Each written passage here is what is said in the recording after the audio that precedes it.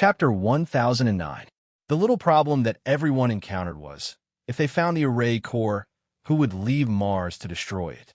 That person would have to search for the formation I in the space of the solar system and bear the pressure of the sword formation all the time.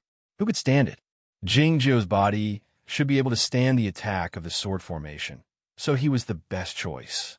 However, he was a sick man now, so weak that he couldn't even stand up, let alone fly into the sword formation. Shuijie was undoubtedly the second best choice. However, if she left Mars, who would be able to hold the sky up until the array I was destroyed? Compared with the second problem, this was really a small problem. Since they couldn't solve the second problem, they didn't need to think about this small problem at all. We found a mutual hidden value in the function at the end of the deduction.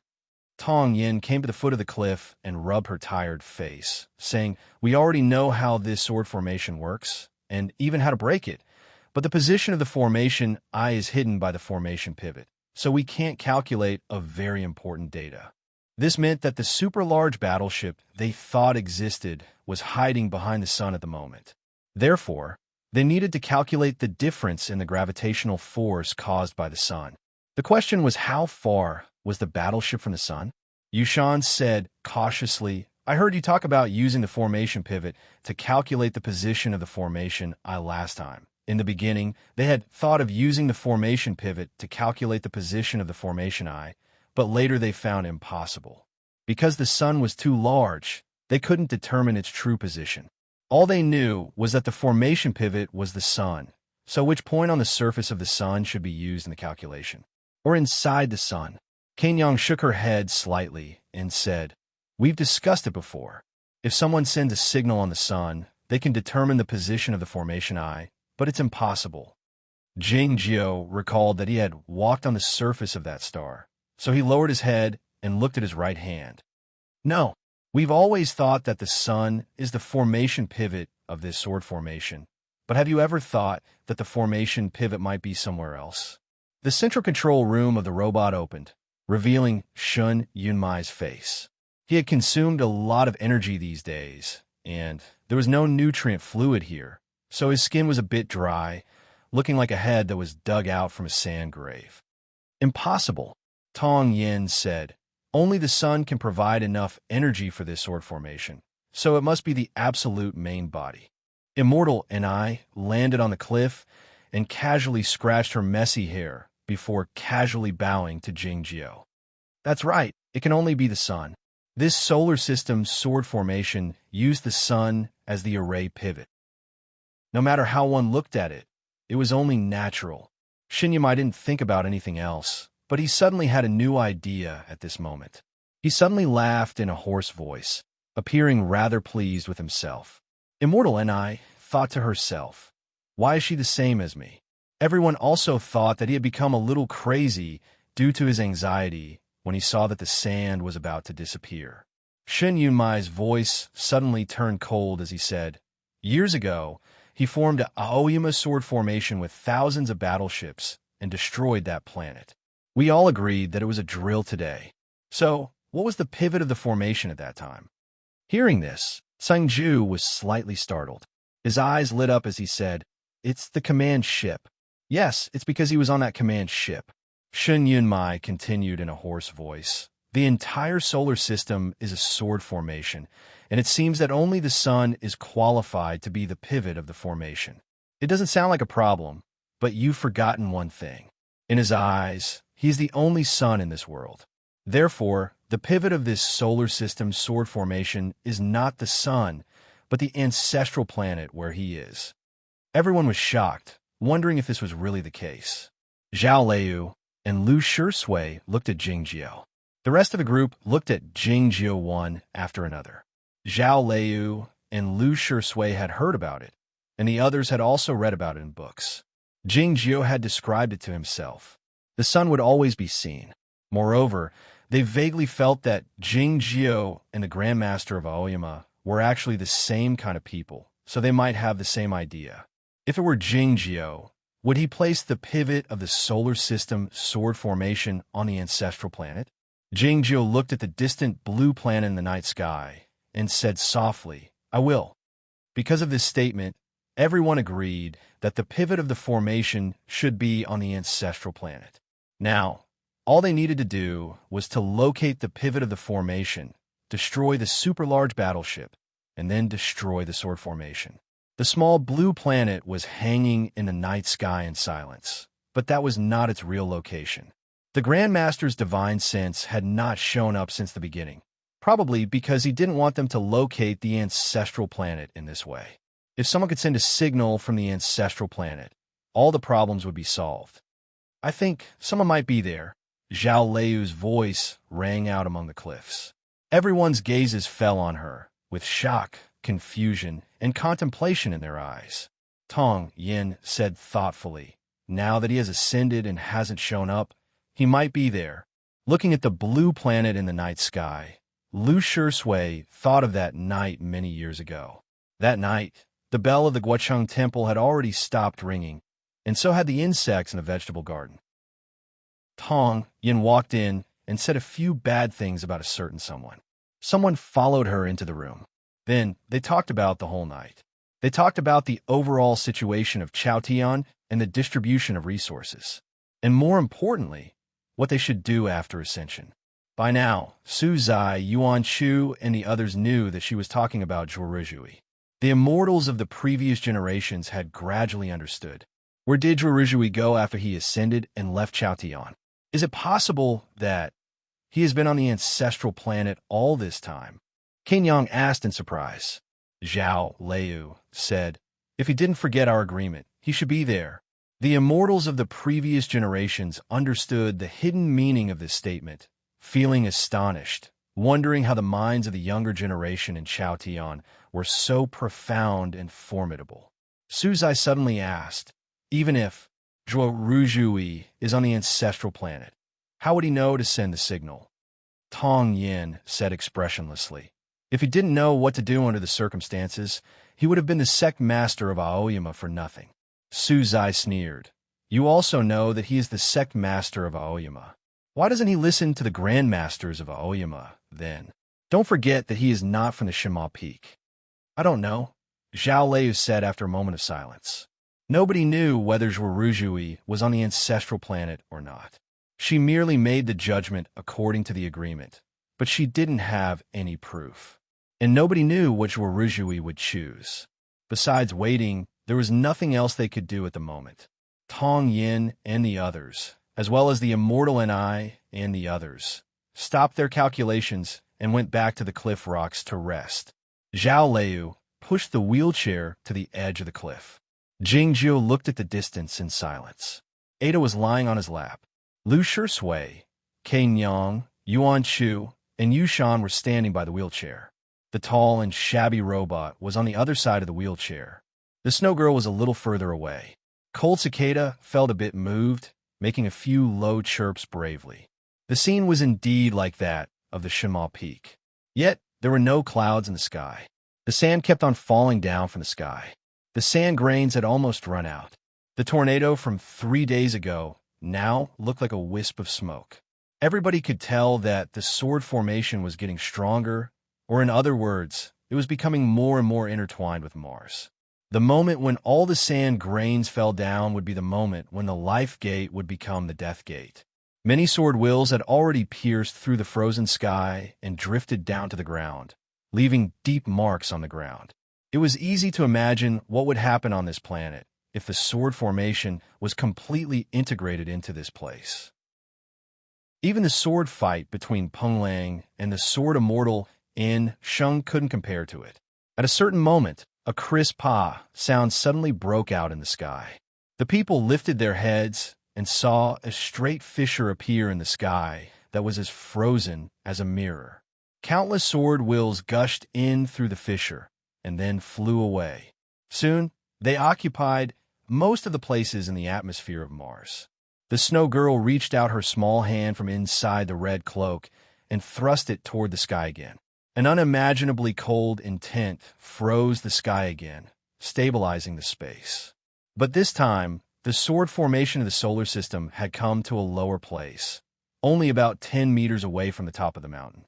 Countless sword lights were flying in the frozen sky, looking like free birds or silver fish at the bottom of the ocean. Seeing such a miraculous scene at such a close distance, the people were amazed, but they felt more uneasy and fearful than anything else. Even the god-slaying master and the sword immortal in Shang started to wonder if the founding master intended to kill all the immortals on Mars. The tip of a cliff rock on the top of the mountain had already entered the range of the sword formation, but it didn't change at all. Cain Yan's expression changed slightly. She picked up a rock from the ground and threw it toward the sky. The rock didn't fly very high before it turned into powder and then dispersed in the frozen sky like ink dripping into water. "Why?" she asked with a slightly surprised expression. "The cliff is connected to the ground, and it's a part of Mars." Tong Yin explained. "Mars will become a part of the handle of the formation, and it won't be affected. But the buildings and people on the surface of Mars will shatter and die. This kind of separation could trigger a deep thought, such as whether a planet could be regarded as a living entity. If it couldn't, how could this sword formation of the solar system be established?" But they didn't have time to think about it. The sky was only 10 meters away from them, and the real catastrophe was about to come. The snow girl retracted her small hand into the red cloak and sat on the edge of the cliff with her head lowered, as if she had fallen asleep. Jing Jiu leaned against the wheelchair, as if he was also resting. Meow. Ada had already stood up on the blanket. His white hair spread out, making him look like a terrified dandelion. He looked at Jing Jiu and then at the snow girl, his eyes full of disbelief, wondering how could he be so calm at such a time? Wasn't he too careless? Shouldn't they leave the mountaintop and go to the plain below? No, they should dig a hole and crawl into the ground. Tong Yin, why are you still in a daze? Many people had the same idea as Ada. Though they were all immortals with their own pride and confidence, they had a clear understanding of the daunting sword wills coming from the universe.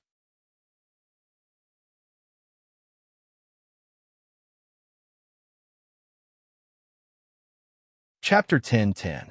Countless sword lights shuttled back and forth in the sky, 10 meters high, becoming denser and denser, illuminating all of Mars. The divine battering master sat among the rocks, the light on his face flickering, his smile a bit eerie. "What do you want to say?" Yushan asked nervously. The divine battering master said with a smile, "You should have heard that the immortal Jingyang's celestial body is a star-level weapon left behind by the gods, and can ignite the stars." Yushan clenched his fists angrily and said, "So what? Senior Master is a patient now and can't move at all." The divine battering master said with a sneer, "Why don't you try to untie the sword rope around his neck?" Lu Shui called out the lone sword and the first child sword and said expressionlessly, "Why don't you try to say it again?" "Why can't I say it?" "As long as he destroys the sun, won't he be able to break this sword formation? It would be great if you, the juniors he loves the most, could survive," the divine battering master said with a loud laugh. "Now that I think about it, maybe this is the true meaning of the founding master's scheme, a question he gave you. How would you choose?" The top of the cliff became very quiet, and one could vaguely hear the sound of the sword wills tearing the thin air from the other side of the frozen sky. Many people looked at Jingjio with complicated expressions in their eyes. Everyone present knew about the plan to ignite the stars. The cause of this war was because Jingjio didn't want to carry out this plan. If he didn't want to see everyone die, he had to make a choice he didn't want to make. Was this the true meaning of the founding master? If you don't want to ignite the stars, I'll let you start from the sun? Many people were waiting for his decision. Yushan was very nervous and wanted to persuade her senior master not to be tricked, but Yuan Chu stopped her with a meaningful look. It was then that she noticed that Yuan Chu, Su Zai, Tong Yin, and the others were all calm, devoid of any worry. "Think of something else." Jing Jiu's voice was a bit weak, but it contained an unshakable firmness. Hearing this, the divine battering master was slightly startled, and so were the other immortals of the previous generations, thinking that even if you don't want to, why don't you think about it?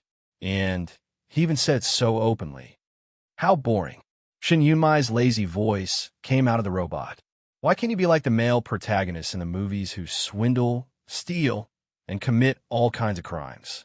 When you are about to die, You stand out and declare that you will sacrifice yourself for mankind, the country, and the people. Then you'll be clean. Tong Yin said, I haven't seen many movies, but don't you think this is too old-fashioned? Lu Shui said seriously, it's not important to be old-fashioned. I just feel that those people should have died long ago. Why do they only die at the end? Unlike the immortals of the previous generations, they knew Jing Jiao very well. Unlike Yushan, they were not confused by his worship and knew that Jing Jiao would never do such a thing. He wasn't even willing to sacrifice himself for humanity. When Lu Ci begged him to change his sword in the West Ocean, he had tried all sorts of excuses and hesitated for a long time. What did the lives of these junior disciples count for? Apart from risking his life for Lin Sanyue a few times, had he ever done anything dangerous in his 2 lives? Think of something else. Think of something else. Ha ha! A deranged laughter suddenly burst out among the cliff rocks. It was not Shun Yunmai and the immortal Ni, who were somewhat deranged, but the Eastern Purple Chi. He stood up slowly and said to Jing Jiao with a cold expression in his eyes, What do you think we should think of? Think about why you aren't afraid. Before anyone could respond, he continued in an even colder voice, You are the all-in-one sword, so it's hard for this sword formation to destroy you. Even if it could, the great Grandmaster wouldn't want to destroy you. As such, you can sit in the wheelchair and watch everything happen indifferently. But what about us? Are we destined to die with you? If he dies, we will die together because of him. That's the real meaning of dying with him. Shin Yunmai went on in a mocking tone. According to what you said, he won't die anyway, so you have to be more precise with your words. Hearing this, the Eastern Purple Chi felt angry. He flew up from the cliff and headed toward the sky with a crisp shriek. Pa! With a light pa sound, a small round hole appeared in the frozen sky. There was a faint purple aura overflowing, and it looked like a precious stone smeared on it. The figure of the Eastern Purple Chi disappeared in the space in an instant, as if he had jumped into the sea. Hundreds of sword lights came out of the small round hole, and then it was closed again. The people gazed at the place where he had disappeared in silence for a while. The standard time is 3 hours, Tong Yin said. Shun Yunmai said in a mocking tone. He is too agitated at the moment. I'm afraid he can't hold on for more than 2 hours. The people knew they were talking about the time that the Eastern Purple Chi could survive in the solar system sword formation. Regardless of whether it was a few hours, a few days, or even a few years, he could only drift in this sword formation as long as he couldn't find a formation eye or a new life gate. Even Peng Lang couldn't hold on and died in the end, let alone him. Over there, Sun Ju suddenly stood up and said while looking at a spot in the space. The people followed his line of sight and vaguely saw a wisp of faint purple smoke in the distant space. It was not the purple smoke when the sun rose. It was the trace of the vanishing Tao and the immortal's death. The Eastern Purple Chi was dead. He was severely wounded by Tong Yin in an insidious way that day, and his Tao heart was in turmoil when he left. As a result, he was killed by the solar system sword formation before he could even hold on for a while. The top of the cliff fell into a dead silence again. The snow girl sat by the cliff's edge. A chilly intent emanated from her red cloak and froze the sky. She looked like a little girl trying to stop a roaring machine with her small hands. The sky was getting closer and closer. The sand falling from the sky was getting lesser. After a while, Mars would be devoured by the sword formation. Jing Jiao, sitting in the wheelchair, finally raised his head and looked at the sky. No one noticed that the little finger of his right hand, which was resting on the armrest, quivered slightly. A heavy clashing sound came from the cliff. It was the clapping of the robot with its thick and shabby mechanical hand. Get ready, get ready. The proud and fearless voice of Shun Yunmai came out from the robot. I taught you this formation a few days ago. Stand firmly in your positions later. Those who didn't remember it that day should pray for more luck. Zhao Lei didn't know that formation, so she reached out her hand to Lu Shui. Lu Shui was taken aback for a moment before she realized that her thoughtless sword was on her young master's neck. She grabbed the first child sword from the air hastily and handed it to her. It was this first child sword that they used to kill Lo Huainan many years ago. Zhao Liu gave the sword to him when they parted, and he returned it to her now. Seeing this scene, Tong Yin fell silent for a while. It was unclear if she had recalled the past. Then she took out a jar of chess pieces from her sleeve. Peng Lang was still guarding behind the snow girl, meticulously with the curved sword in his hand. Su Zai and Yuan Chu eyed each other and walked toward the incense burner table stealthily, on which Chun Ya's remains were placed. "Why don't you follow the golden body of Lu Shui?" Su Zai said in a mocking tone. "I asked him to protect young sister Yushan." Yuan Chu mocked in a low voice. "Why don't you follow the senior master? He is much stronger than the stone man and the golden body." On the other side of Mars, opposite Olympus, two fairy ladies sat by the edge of a huge and deep valley. There was no mountain here, nor was there the snow girl to support it. The frozen sky was relatively soft, and the cave-in was close to the ground. The immortal nun, he reached out her hand to touch the sky above her head. Some frost formed on her fingertips and then spread to her forearm. She flicked her hair to shake off the frost, saying, "When I started cultivating in Chaotian, when I was little, I wanted to touch the sky. I didn't expect that I would actually touch it after 2,000 years. It's really interesting." Master Yin looked at the snowflakes in the frozen sky, his eyes full of admiration, and said, "This sky is really beautiful. I didn't expect Tong Yin and the others to be right." "The Grand Master wants us all dead," said the immortal nun, raising her eyebrows. Master Yin pulled back his gaze and said to her mildly, "The Grand Master wants to kill the snow girl and use Jing Jiao. We just happened to meet at the right time. Actually, if I didn't drag you to my UN planet, you wouldn't have boarded that pirate ship with me, and you wouldn't have come here. I'm really sorry." The immortal nun, said with a smile, "Since you like being a hero, I'll go with you." "I thought the Grand Master was right back then," said the immortal nun, sentimentally. The immortal nun, said, "Today I do what I did yesterday. This is what you taught me. But it should be a tense moment on the other side. I thought you would bring me back to help those juniors and continue being a hero. The Queen is here. What we do is not important," said the immortal nun seriously.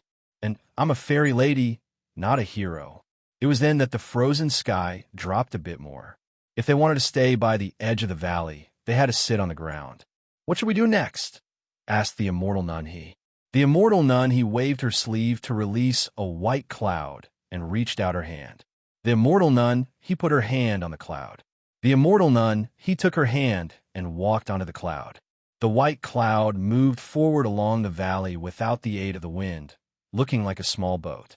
Looking at the magnificent scenery in the valley, the immortal nun, said with a faint smile, "That's fine." The immortal nun took out a flute from her sleeve and started playing it softly.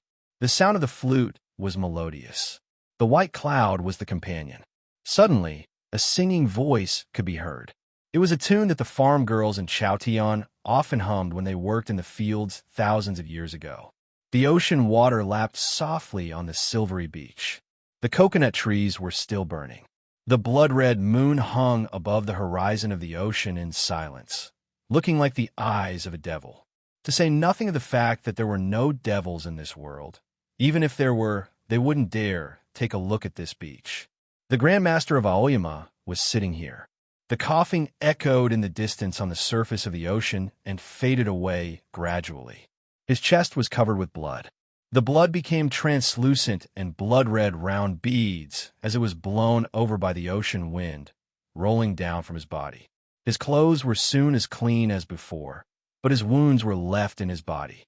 Even though he was the main controller of the formation, he had to pay a great price to carry out such a great transformation of the sword formation of the solar system. Kneeling by the wheelchair, Zhou Ruzhui intended to show some concern, but he found that the Grand Master didn't care about his wounds at all, as if they didn't belong to his body at all. What did the Grand Master care about on such a night? The fate of the humans or the small fish in the pond? "Will they all die?" he asked in a trembling voice. "The snow girl will be wounded severely, but we will have to trap her in this sword formation for another few decades to kill her. The Grand Master continued, Jing Jiu's spiritual soul will be cut apart, and the inherited heaven sword will take over his body. As for the others, it will depend on their own luck. After a long moment of silence, Zhuo Ruzhui asked, Aren't you worried that I'll do something? The Grand Master looked at him and asked, What can you do? Zhuo Ruzhui raised his head and bravely looked into the pair of eyes that were as calm as the ocean. He said, I am the sect master of Aoyama. The Grand Master smiled and said, So am I. Zhuo Ruzhui opened his mouth in pain and said after a moment, Why do you trust me so much? The Grand Master said, You are the current sect master of Aoyama's sect, not a sword demon. Why can I trust you? Zhuo Ruzhui said, But I am hesitating. If Zhao Lei didn't know that you would hesitate, why would she let you come here? The Grand Master pushed the wheelchair toward the seaside. If Zhuo Ruzhui had attacked the Grand Master of Aoyama without hesitation, he would not have had the chance to come to the Ancestral Star. Zhao Lei was not as good at scheming as Tong Yin and the others, but when they were discussing this matter in the vegetable garden outside the Guochang Temple, she still suggested to let Zhuo Ruzhui follow the previous generation of immortals of Aoyama's sect.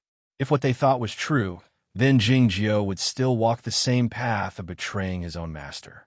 Just like what the Grand Master said, she knew that Zhuo Ruzhui would hesitate, and his hesitation could be sensed. Only by doing so could he gain the trust of the previous generation of immortals of Aoyama's sect. You are the Grand Master of Aoyama, our great ancestor. I am the heir of Aoyama orthodoxy. There is no reason for me not to stand on your side, and I don't like them. Zhuo Ruzhui stood up and said as he watched the wheelchair leave. The Grand Master didn't turn around and asked, Why? Zhuo Ruzhui answered, Because of my master. Back when the spring rain fell, Nen Wang was the only one who cried with him. It was not because the other cultivation practitioners were heartless. It was because they had the deepest affection for Lu Xi. The real cause of Lu Xi's death was the heavenly trial that happened a few years before the spring rain. But where did the heavenly trial come from?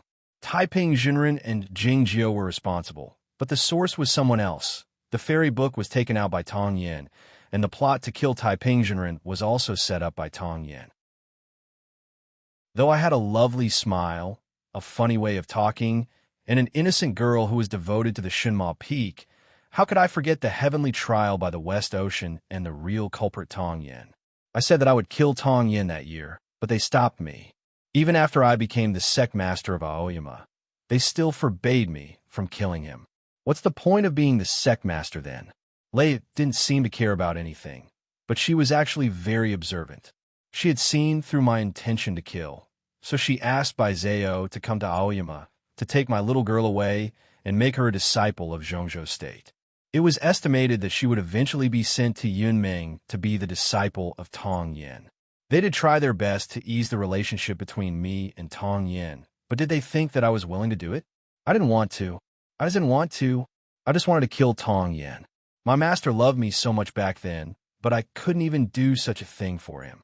I knew that if my master were still alive, he would say that the person Tong Yin wanted to kill was the Grand Master, and he didn't care about it.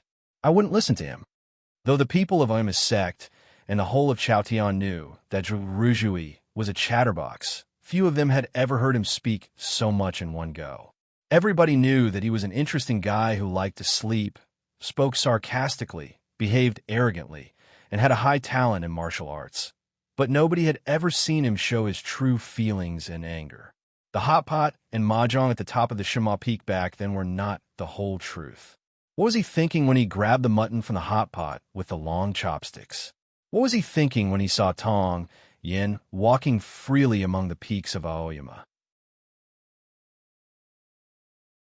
Chapter 10:11. The wheelchair in front of them slowed down.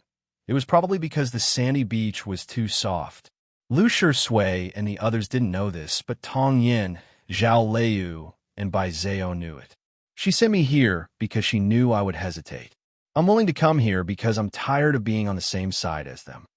Ruzhui walked to the back of the wheelchair and put down his hands, saying, It's true that I don't intend to help them this time, but it doesn't mean that I'll watch you kill them all. I've known them for a long time, and I've eaten hot pot many times from them. And you used to be a portrait in a small building. What about now? Do you still think I'm the old guy in the portrait after getting along with me for so long?" The Grandmaster motioned for him to push the wheelchair to a deeper part of the island. The seawater rose up and wetted his feet. "You're a person who walked out from the portrait," Joie continued. "I have to admit that you have fulfilled a part of my memory of my master to a certain extent." The Grandmaster said, "But you've still said a lot of nonsense." "It's because people are going to die," Joie continued. "I saw you throw out the bamboo pole and those water droplets shooting out. I believe someone must have died on Mars. I don't know who the person was, but I feel terrible thinking that he might be an old friend of mine at the hot pot table." The ancestral planet was the pivot of the sword formation of the solar system. Even though they couldn't see anything here, they could sense many things, like the deaths in the distance. Who were the two people who had died? Had those people in Chaotian come out with a dead dog? Were they Lu Shui or Zhao Liu? Looking at the waves on the surface of the ocean, the Grandmaster asked, "Even if the person who died might be Tong Yin?" "I don't know," Rujui said, shaking his head bewilderedly. "I just don't want them to die." He knew that the Grandmaster had already changed the formation, and many people would die. It wasn't until this moment that he realized that he wouldn't feel happy even if Tong Yin died. "So you want to stand out and oppose me?" the Patriarch asked. Rujui didn't think for too long and said yes. The Patriarch said, "I let you study here for a year in hopes that you would have a higher and more open outlook. I didn't expect you to still be so stubborn in the end." Rujui said seriously, "Cultivation is something against nature. Who is not stubborn in front of the great Tao?" That was not wrong. The founder of Aoyama was the most stubborn person in the universe. For the will of the gods, for the fate of mankind, for the pursuit of his own path, he did not hesitate to do so many things. Otherwise, he could continue digging tombs and reading books on this planet. It would be a pleasant life to be the spiritual leader of the Federation of the Milky Way. Rujui did not say anything else. He took 7 steps towards the beach and then turned around to summon his sword. The flying sword was gray, looking rather ordinary, like a withered leaf. It would be hard to find it if it dropped on the sand. If he were in Chaotian or in the green sky mirror, he would try his best to sneak an attack, but he was fully aware that sneak attacks were meaningless in front of the Grandmaster. "Is it the swallowing boat sword?" asked the Grandmaster. Rujui said, "It's been broken a few times over the years, so it can improve its state." "When was it broken?" asked the Grandmaster. Rujui said, "It was broken 300 years ago, 200 years ago, and 100 years ago. It was all broken by the thoughtless sword." "Why do you still keep it?" asked the Grandmaster. Rujui's talent in the sword work was not inferior to Zhao Lu's. He had been the sect master of Aoyama for hundreds of years and had the support of all of Chaotian. As such, he must have reached the highest state of the sword work a long time ago, so he had no need for such a sword. The sword rises with the user. This is the principle you left for us in the sword manual. Rujui continued. There is one thing you are not aware of. The reason Zhao Liu asked me to keep an eye on you and the other masters is that I'm better at killing people than any of them, in addition to the fact that I can win your trust easily. Zhao Liu was not afraid of killing people, and Lu Shui dared to kill people. But when it came to killing people, it was him. The Grandmaster turned the wheelchair around and said to Jing Jiao, "It's a pity that I can't be considered a human being right now." Upon hearing this, Zhurujui's expression changed slightly as he thought of the time spent with the Grandmaster over the past year. The ocean waves slapped against the beach slowly, rising a bit and covering the lower part of the wheelchair. It seemed that there was a river between him and the Grandmaster. The swallowing boat sword left his body slowly and flew toward the Grandmaster, quivering slightly. The flying sword seemed slow, but it was actually as fast as lightning. The reason for this scene was that the river had suddenly become vast and boundless. The ocean breeze blew gently to the riverside, to the opposite shore, and fell on Zhuoruzhui. Several tears appeared on his clothes. Several stalks of his black hair fell off. His pinky finger was cut off without a sound. A bone-deep hole appeared on his knee. Blood gushed out from those wounds and began to burn as it came into contact with the air, turning into a pale golden flame. He raised his hands and covered his eyebrows with 2 forefingers, looking down at the surging flames below him. There was no shock or pain in his eyes, only curiosity. The reason why he covered his eyebrows with his fingers was not because he was afraid that his eyebrows would be set on fire, as the old saying went. It was because compared to Tong Yin, his dashing eyebrows were his pride, so he naturally had to protect them. He was not shocked or in pain because he knew that the Grandmaster's swordsmanship was far above his, but he was curious about what kind of sword the Grandmaster was using. The breeze from the ocean, the sea water that was like a horizontal river, and the grains of silvery sand were all swords. This was, of course, the pinnacle of swordsmanship in Aoyama, all-in-one sword, but it was different from the all-in-one sword that Zhuo Ruzhui knew. Soon, he remembered that this was the all-in-one sword that he had seen in Dayuan City many years ago. As Zhuo Ruzhui looked at the wild fire flowing out of his body and thought about these things, the swallowing boat sword was still flying forward slowly and stubbornly on the surface of the river. He didn't even take a look at his sword, nor did he care about it. No matter how wide the river was and how boundless it seemed, as long as he kept flying forward, he would reach the other shore one day. He had been prepared before he wielded his sword. Peng Lang didn't use all-in-one sword to deal with his own Grandmaster. He wouldn't use all-in-one sword either, because he knew that it wouldn't be as good as the Grandmaster. He didn't use the inherited heaven sword or any other sword art. He was just using the flying sword. All of his sword wills, spirit, and determination were concentrated on the sword and the word fly. Even if he was chopped into dust by the Grandmaster with all-in-one sword the next moment, the sword would keep flying forward until it reached the other shore and arrived in front of the old man in the wheelchair. The Grandmaster of Aoyama was like a god, and his only weakness was his old and decaying body. This was the conclusion Zhuo Ruzhui had reached after observing him for more than a year. Therefore, he chose this method in the end. You turn everything into a sword. I regard the sword wills all over the sky as a river and use the sword as a boat to cross the river. No matter how strong the current in the river was, it would be hard for it to overturn the wooden boat that was traveling in the river. Instead, it would move faster.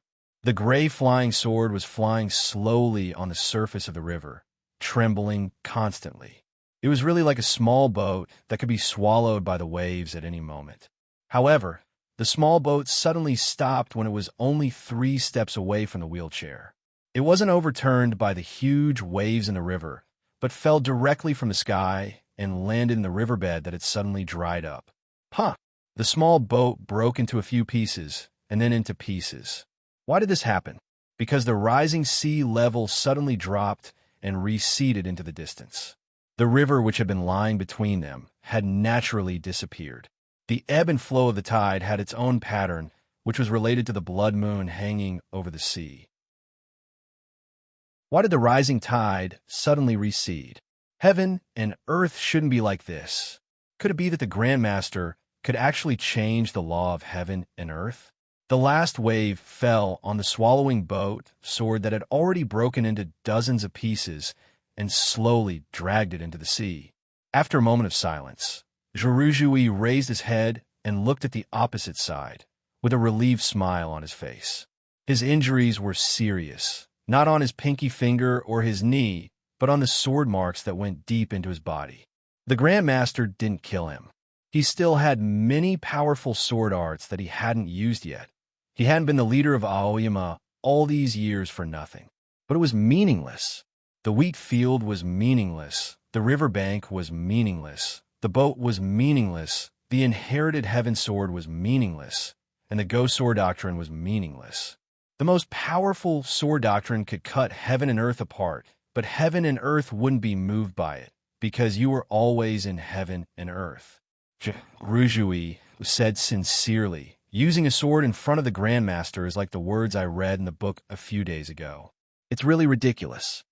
The words in ancient books were like showing off one's slight skill before an expert, showing off one's broadsword before Guan Yu, and selling books before the headmaster. The gap between him and the Grandmaster was so huge. The Grandmaster said, "Your sword is very good. It's just that I've lived for a few more years, so I think more." Zhuo Rizhui understood. The all-in-one sword he saw at the Yuan city was exactly like this. Everything in the world was his sword.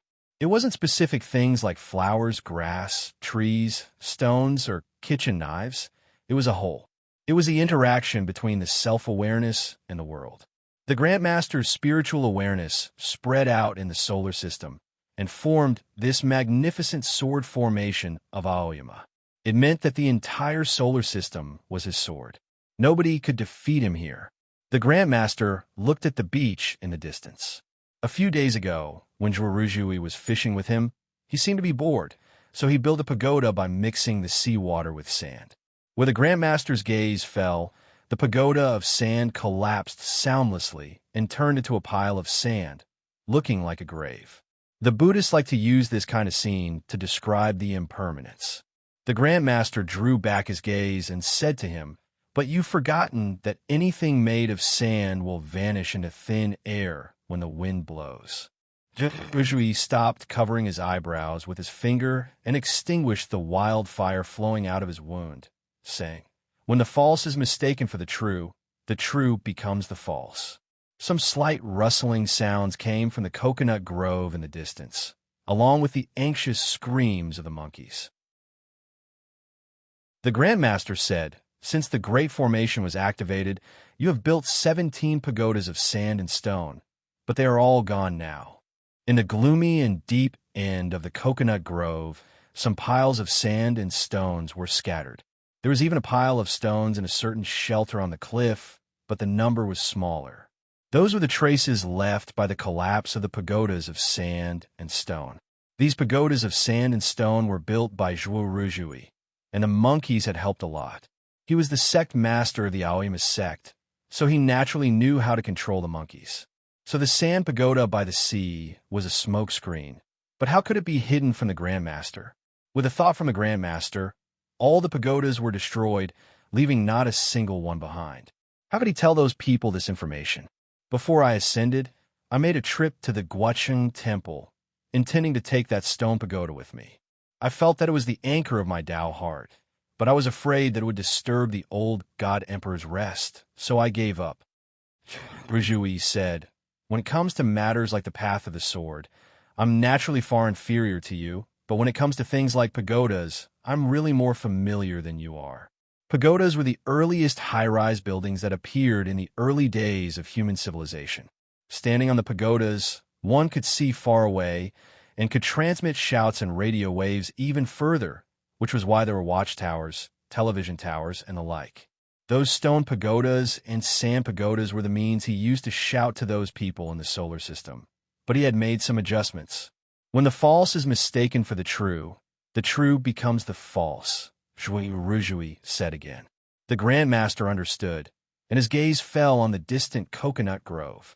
Those crumbling sand pagodas and stone pagodas stirred up some dust. The dust was made up of fine sand and stone powder, and carried by the sea breeze, it drifted in all directions. As the Grandmaster's gaze fell, a lot of fine sand fell down like rain, weaving into an extremely dreamy curtain. But there were still some grains of sand that drifted to other places. Perhaps in the next moment, they would float out of the atmosphere and into space. This was Zhuoruzhui's method. Those sand pagodas were not tools to transmit information, but rather the information itself. When they collapsed, the information would scatter between heaven and earth. Heaven and earth were getting closer and closer. In the frozen sky, there were countless beautiful and huge snowflakes, and each one was different. They had an extremely complex and orderly sense of beauty. Countless sword lights illuminated those snowflakes, as if they were right in front of him, and in reality, they were right in front of him. The sky was only a few feet away from the edge of the cliff, and before long it would fall. That robot could no longer sit straight, or else its upper body would be cut off. It could only lean back, using its mechanical arms to support itself against the ground. It looked like a person lying on a sofa watching TV. At such a dangerous moment, such a lazy posture naturally exuded a fearless spirit, which was quite handsome. Shun Yunmai's heartfelt sentiments came out from the robot. I'm so cool. Chapter 10:12. Nobody paid attention to Shun Yunmai's narcissism. He sighed, feeling bored, and lifted his head up to look at the sky. Looking at the snowflakes in the sky from a very close distance, he reached out his hand reflexively to touch them, but then he remembered that he didn't have hands. If he knew that Master Yin on the other side of the planet had already accomplished this feat, he would probably feel jealous. It was probably because the sky was too low and the distant and fake sun had also fallen to the ground. As a result, it looked like a setting sun. The twilight shone on the cliff. The ferrymen were dying. It looked like the twilight of the gods. Of course, nobody wanted to die like this, especially the ferrymen who could live for many years.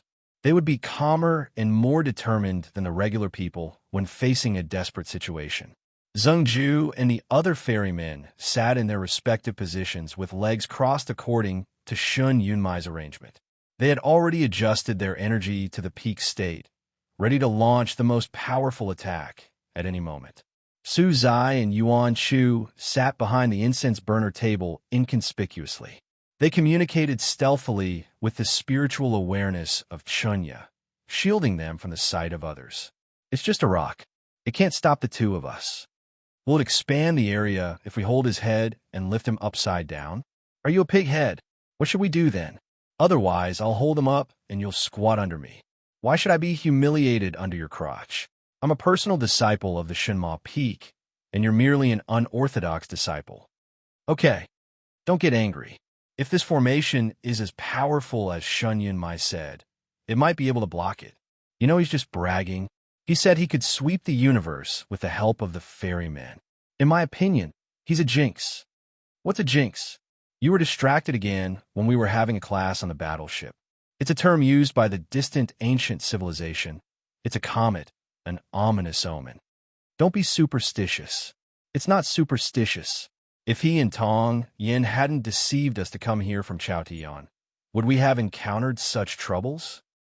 Su Zai, Yuan Chu, and the others left Chaotian because of the letter from Tong Yin. Zhao Liu and Lu Shui chose to ascend on their own. When they arrived on Mars, Shun Yunmai had already completed the deployment of the formation, so he did not participate in the deployment of the formation. Instead, he continued to accompany Jing Jiao at the cliff's edge. Lu Shui took out all his magic treasures. The Lone Sword, the Seal of the King of the Underworld, the 10,000 Soul Banner, the City Guarding Brush, the Dragon Tail Inkstone, the Deity Striking Whip, the Myriad World Mirror. Some of the magic treasures he had used in the previous two battles, and some he had not used. At this time, they were all neatly arranged on the ground in front of him. Looking at this scene and feeling the power of the magic treasure, Xingju, the first master, and the rest were once again shocked speechless. More than half of the most formidable magic treasures in Chaotian were probably here. Did this guy really empty out the cultivation world when he ascended? Amidst the shock, everyone suddenly felt a lot more confident. No matter how powerful the solar system sword array was, with so many magical treasures, it should be able to hold on for a period of time, right? Are you setting up a stall here? Shun Yunmai asked with a loud laugh. Do you want to sell me some of them? What he meant by selling him some of them was to lend him some of them. He didn't have a body at the moment, so controlling the magic treasures with his spiritual awareness was the only way he could fight. He felt a bit tempted to buy those magic treasures. Lu Shui shot a glance at Zhao Liu. Not for sale. Zhao Liu didn't pay any more attention to Shun Yunmai. She continued to nurture the sword with her eyes closed. The first child sword was hovering slowly over her head. She hadn't used this sword for hundreds of years. The last time she used it was to kill Lo Huainan, so it was inevitable that she felt a bit uncomfortable. To put it more precisely, she felt a bit uncomfortable. In the upcoming catastrophe, even the slightest bit of unpleasantness would have a great impact. After she was certain that she didn't have enough time to nurture the sword, She took off the first child's sword without hesitation. She held the hilt of the sword with her right hand and the body of the sword with her left hand, pulling it to the end of the sword. It was the same as when Jing Jiao unsharpened the broken broadsword of Chao Yuan in the small temple in White Town. The fresh blood seeped out from her palm, covering the entire body of the first child's sword. The sword started to burn with a buzzing sound. After the flames disappeared, the first child's sword turned blood red, emitting an exceedingly cold, lethal intent. The scene was like the magic treasures on Lu Shisui's stall, attracting many people's attention. Jing Jiao shot her a glance. Squatting on Jing Jiao's knees, Ada looked at the sword in Zhao Liu's hand, wondering if she intended to make a new thoughtless sword or to fight to the end. All of a sudden, he sensed that Jing Jiao's body had moved a bit. He lifted his head in surprise. Jing Jiao was looking at the sky. The snow girl was looking at the sky as well. Zhao Liu and Lu Shisui looked at Jing Jiao. All of them looked at Jing Jiao. It was evident that he had seen something in the sky. Besides him and the snow girl, nobody else could see it. Ah! Shen Yunmai's excited voice suddenly echoed in the cliffs. Zhuo Ruzhui. Is this his name? It's a good name. Hearing his words, the immortals became spirited, wondering if the long-awaited message had finally arrived. Shen Yunmai continued while laughing loudly. Ha! Peng, I saw before you did. I'm more powerful than you. Jing Jiao is such a liar. Peng Lang felt he was innocent, thinking that he had never intended to compete with Jing Jiao, and his current task was to take care of his mother-in-law. How could he have the leisure to look at the sky? Shen Yunmai's laughter suddenly stopped, and his voice was full of doubt and uneasiness. It seems that it's not enough. It's enough, Jing Jiao said. The data transmitted by Zhuo Ruzhui to the space of the solar system was indeed incomplete, but it was enough for the Snow Girl. The Snow Girl and Jing Jiao were waiting for the arrival of this sword formation. They were looking at the sky, waiting for Zhuo Ruzhui's message, and also observing the changes of this sword formation. No matter how well hidden the pattern was, it would be easily revealed in the process of changes, like the apple falling from the branch. The Snow Girl and Jing Jiao had grasped many patterns of the sword formation of the solar system by observing the changes of the formation. Now, together with the data provided by Zhuo Ruzhui, they could calculate the location of the formation eye. As for how to calculate it, it was the article written by Tong Yin and others on the cliff wall. Can we calculate the location of the ancestral planet through the data? Kane Yang asked with a hint of hope. No, we can't, replied Jing Jiao. The message sent by Zhuo Ruzhui on the ancestral planet entered the formation through the pivot of the formation, and was then amplified by the sun and transmitted to every corner of the sword formation. The last message that Jing Jiao and the Snow Girl saw included the relationship between the formation eye and the sun, but not the spatial coordinates of the ancestral planet. In fact, Zhuo Ruzhui didn't know the spatial coordinates of the ancestral planet at all, which was the trouble of being on this mountain. Many things had happened during the brief conversation between Jing Jiao and Kane Yang. Cold cicada flapped its wings as hard as it could, flapping tens of thousands of times in 1 second. Those invisible mosquitoes rearranged themselves on the cliff wall at an unimaginably high speed, and finally came to a conclusion. A dozen mosquitoes couldn't withstand the intensity of the movement and died, turning into visible black specks drifting down the cliff wall. The Snow Girl plucked Cold Cicada and placed it on Ada's body. This was a very serious request. Ada's pupils shrank to the size of grain. He sensed a great pressure and felt it was inauspicious. Was she entrusting him to someone else or something? Everybody knew that the Snow Girl was about to leave. The atmosphere on the cliff grew tense. Sengju, the immortal Ni, and the others bowed to her solemnly. Zhao Liu and the others bowed their heads to her as well. Peng Lang didn't bow his head. It was because he wanted to leave with the Snow Girl. The Snow Girl shot a glance at Zhao Liu first. Then she shot a glance at Jing Jiao. Jing Jiao shot a glance at Lu Shisui. Lu Shisui understood what Jing Jiao meant and reached out his hand to the stall in front of him. Whoosh! The snow girl disappeared from the edge of the cliff. A white line appeared on the other side of the sky. The front end of the line reached into the distant universe.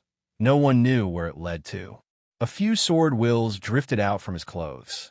Peng Lang leapt up by riding his sword, but he found that he didn't leave. His body merely swayed a few times. He lowered his head to look at the dragon tail inkstone on his foot and knew that it was Lu Shui who did it. He couldn't help but sigh and sit down. As he sat down, Zhao Liu stood up and walked to the front of the transparent ice block. Those gazes that were chasing after the figure of the snow girl in vain drew back and fell on her. Sung Ju asked uneasily, "The immortal Liu?" Before he could finish, Zhao Liu hacked at the transparent ice block with the first child sword in her hand. Crack! The transparent ice block was cut into two pieces neatly and fell onto the cliff rocks, exposing Hua Xi's figure. The crowd was startled, wondering why she cut the ice block open if she didn't intend to kill her. What was even more startling was that the transparent ice block was made by the snow girl, and it was exceedingly strong. How could it be broken so easily? After bringing down the sword, Zhao Liu was certain that this transparent ice block had the same origin as the formation of sealing ice of 1,000 miles in the sword jail of Aoyama. Back then, Jingjiu had used this sword formation to imprison the snow girl in that room. Unexpectedly, the snow girl had taken the opportunity to master this formation. Looking back at the white line in the universe that was being cut apart by the sword wills, Zhao Liu felt more confident that the snow girl would be able to break the eye of the formation. It's interesting. This is the first time I've seen you, but I can guess what you are thinking just by looking at your back. Hua Xi walked over from the cliff rocks after dusting off the snow and frost on her clothes. She waved her small hand at Sung Ju and the others, and stood by Zhao Liu.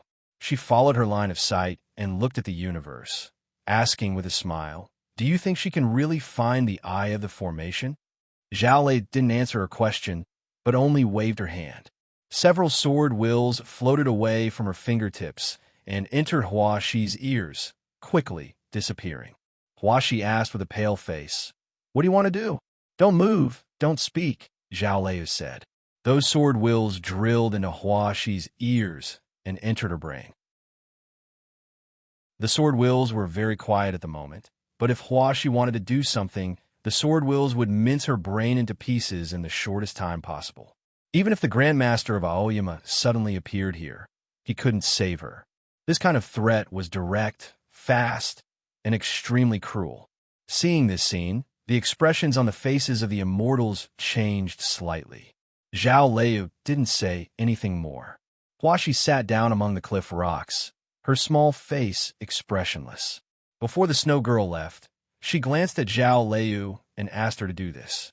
Even though Hua Xi looked like an ordinary little girl, she was still the snow girl's most cautious and fearful target. She had to ensure that Hua Xi would still be under her control after she left. The reason she chose Zhao Liu was simple. She was the only one who dared to kill people in this cliff. Judging from a method of letting the sword wills enter the brain, the snow girl's choice was correct. Zhao Liu was even crueler than she had expected. Hua Xi's expression suddenly changed subtly. It was unclear she had heard something. A cracking sound rang out in the sky. It was very clear and loud because it was very close to the ground. After the snow girl left, the frozen sky couldn't hold on for much longer without the steady stream of cold intent. A crack appeared in the sky dozens of miles away. Innumerable sword lights gushed in from the crack. "Let's begin." Shun Yunmai's voice was less frivolous than usual, seeming to be very serious.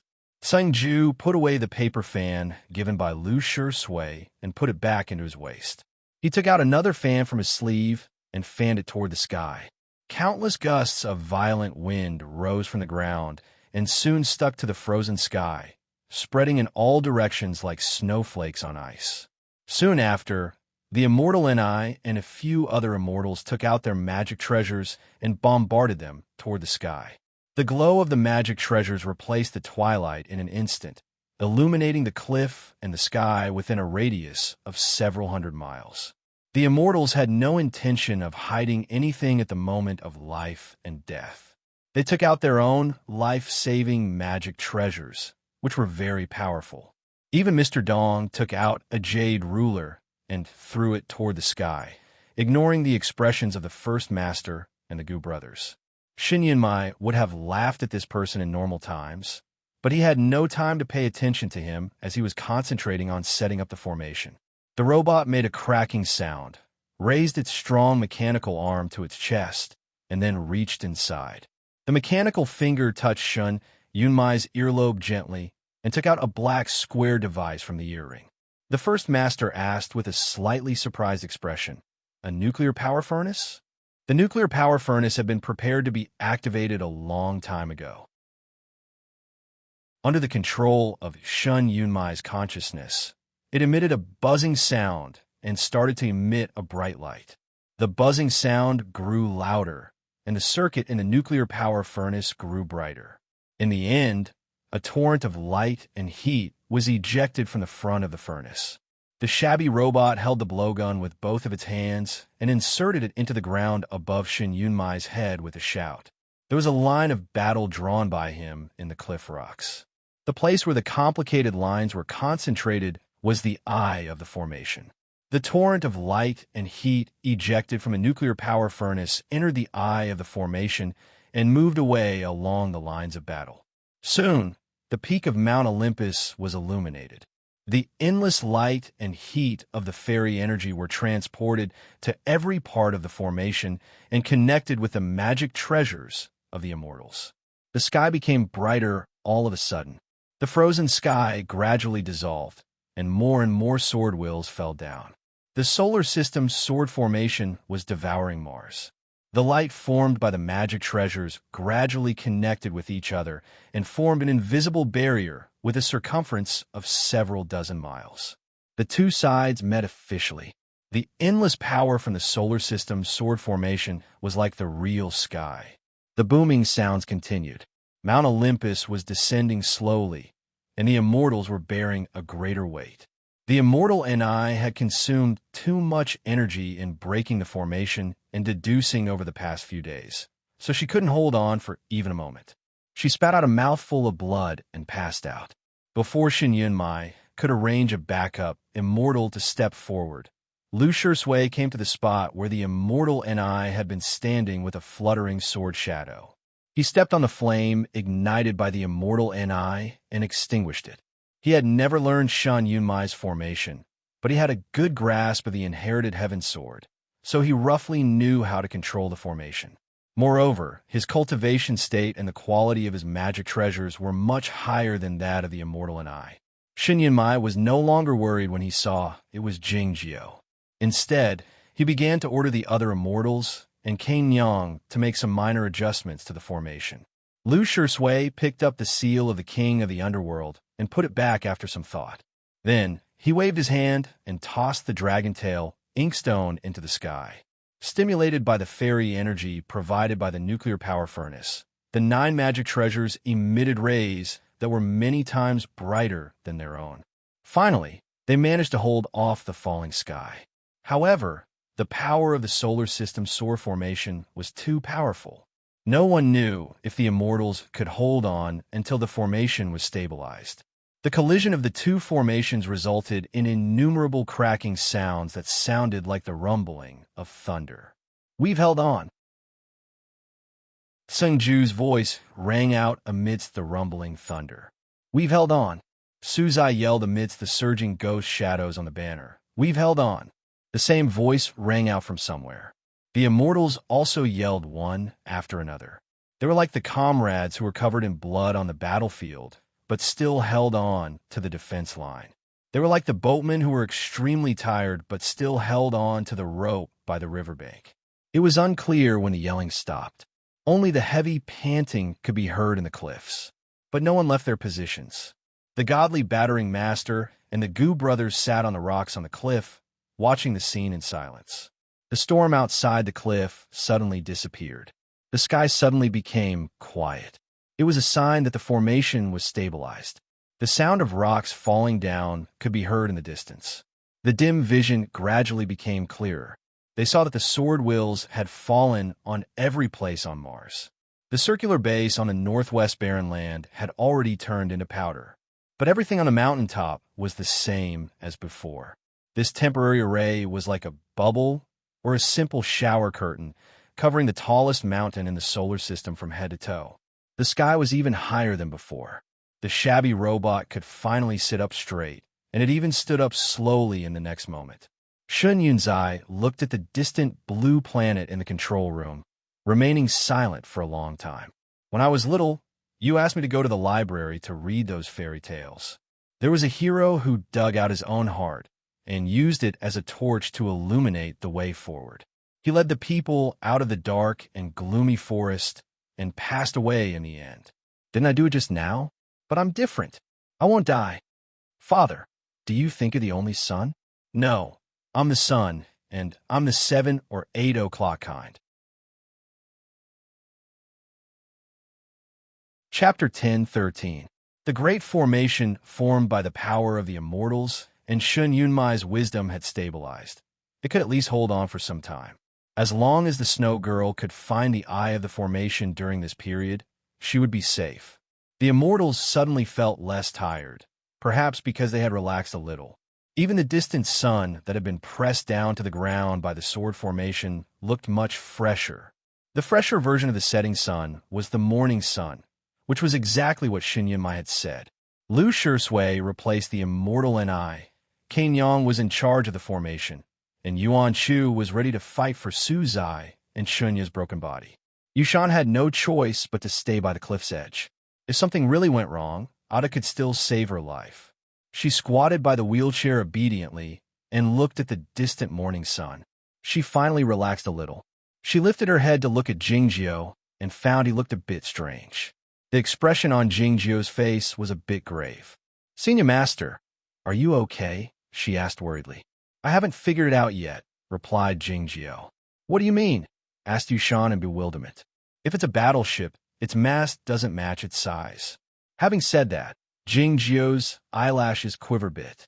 He always regretted not having enough books when he needed them. He didn't learn the inherited heaven sword well. "No problem. As long as we can destroy that battleship, this formation will be broken." Shin Yunmai's voice rang out behind him. Jingjiu didn't say anything.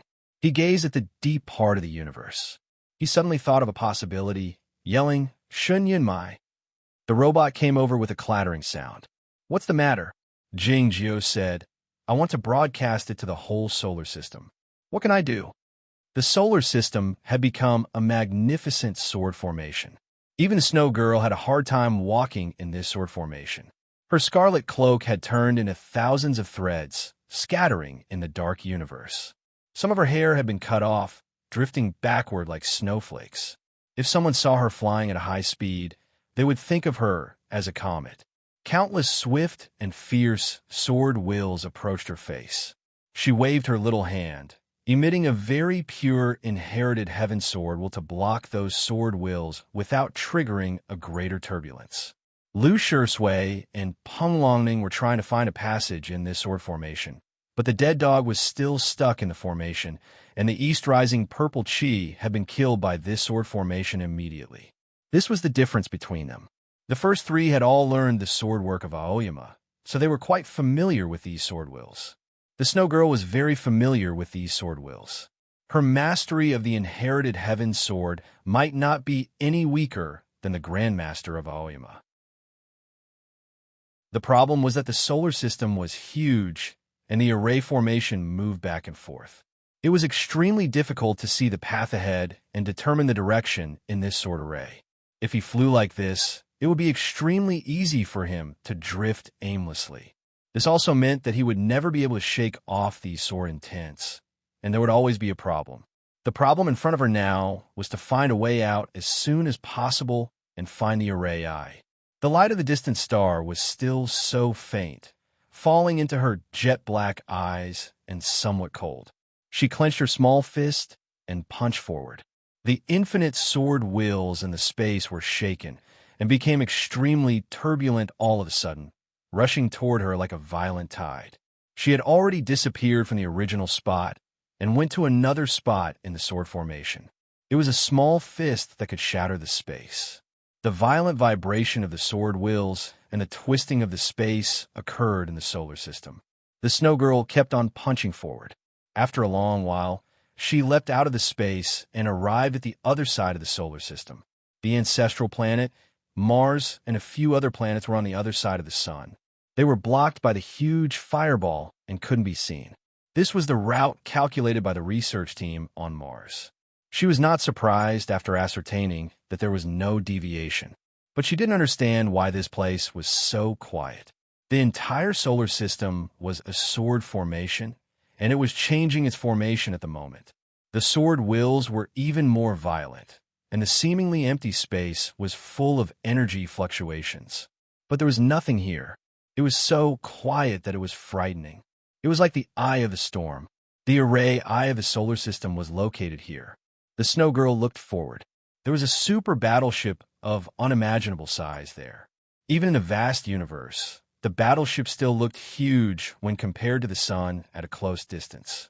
She was certain that the internal space of the battleship was large enough to accommodate hundreds of icy peaks, where she had lived for tens of thousands of years. The shape of this battleship was quite different from that of the Federation of the Milky Way.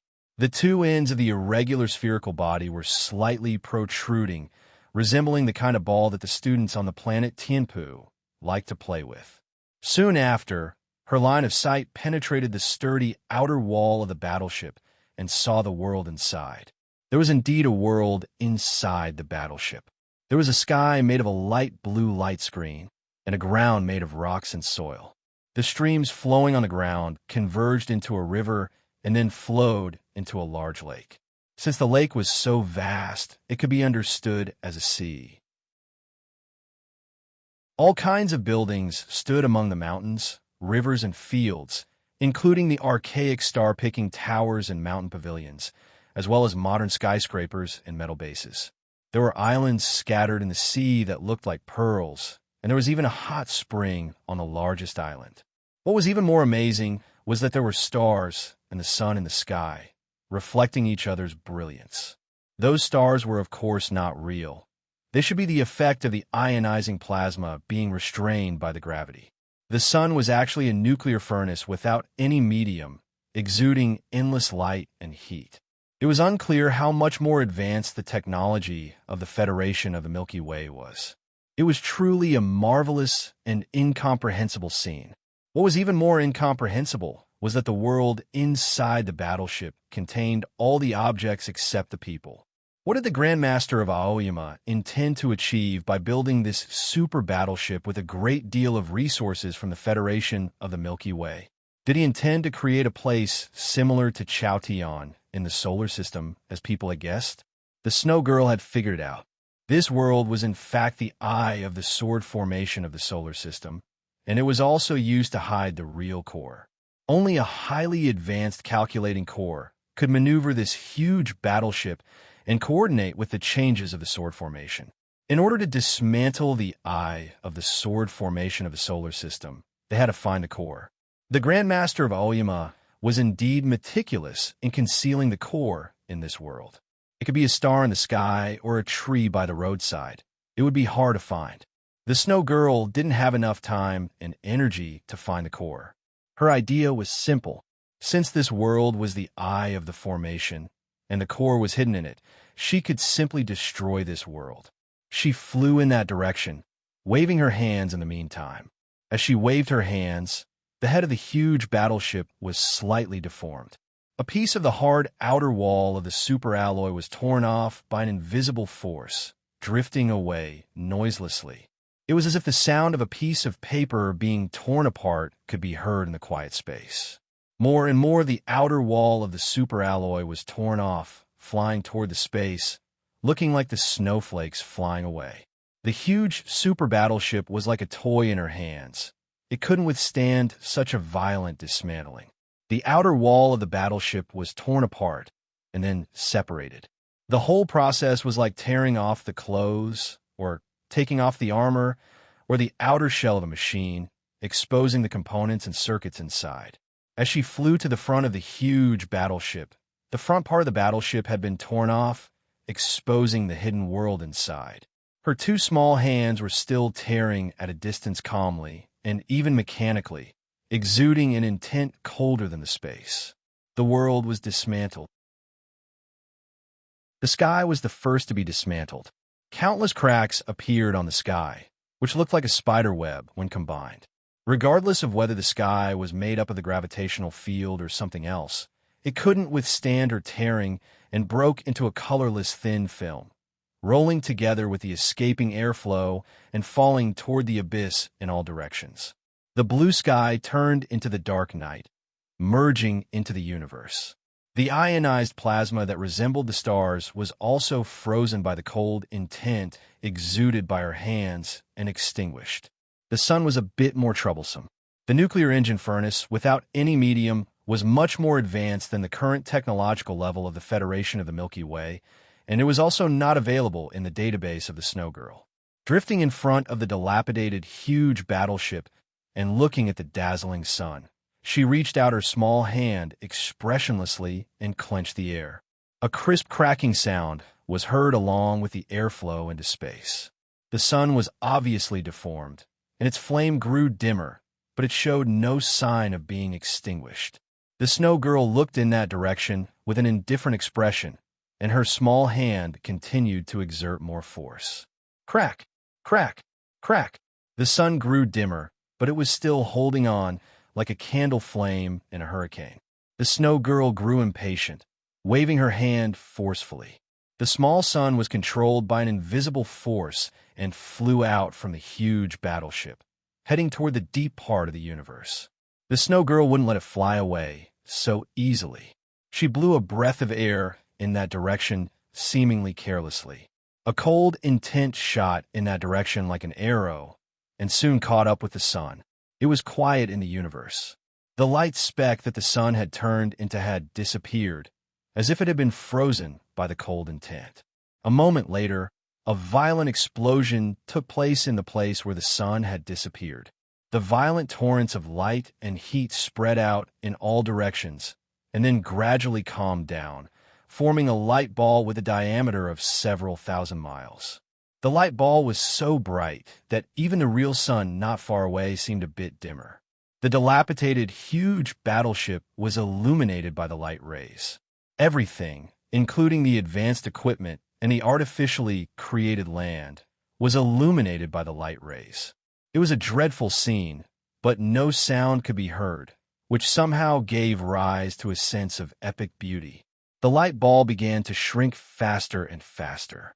In a very short time, it had become a small dot and truly disappeared into the vast and empty universe.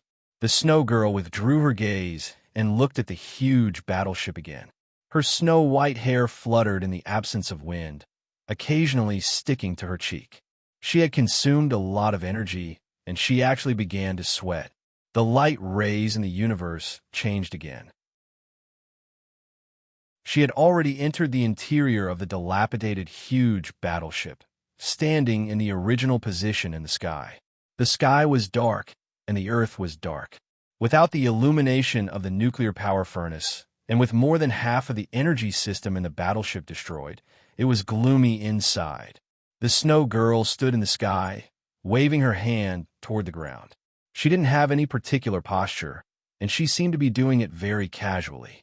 Every time she waved her hand, a part of the world was destroyed. The skyscrapers collapsed and turned into ruins.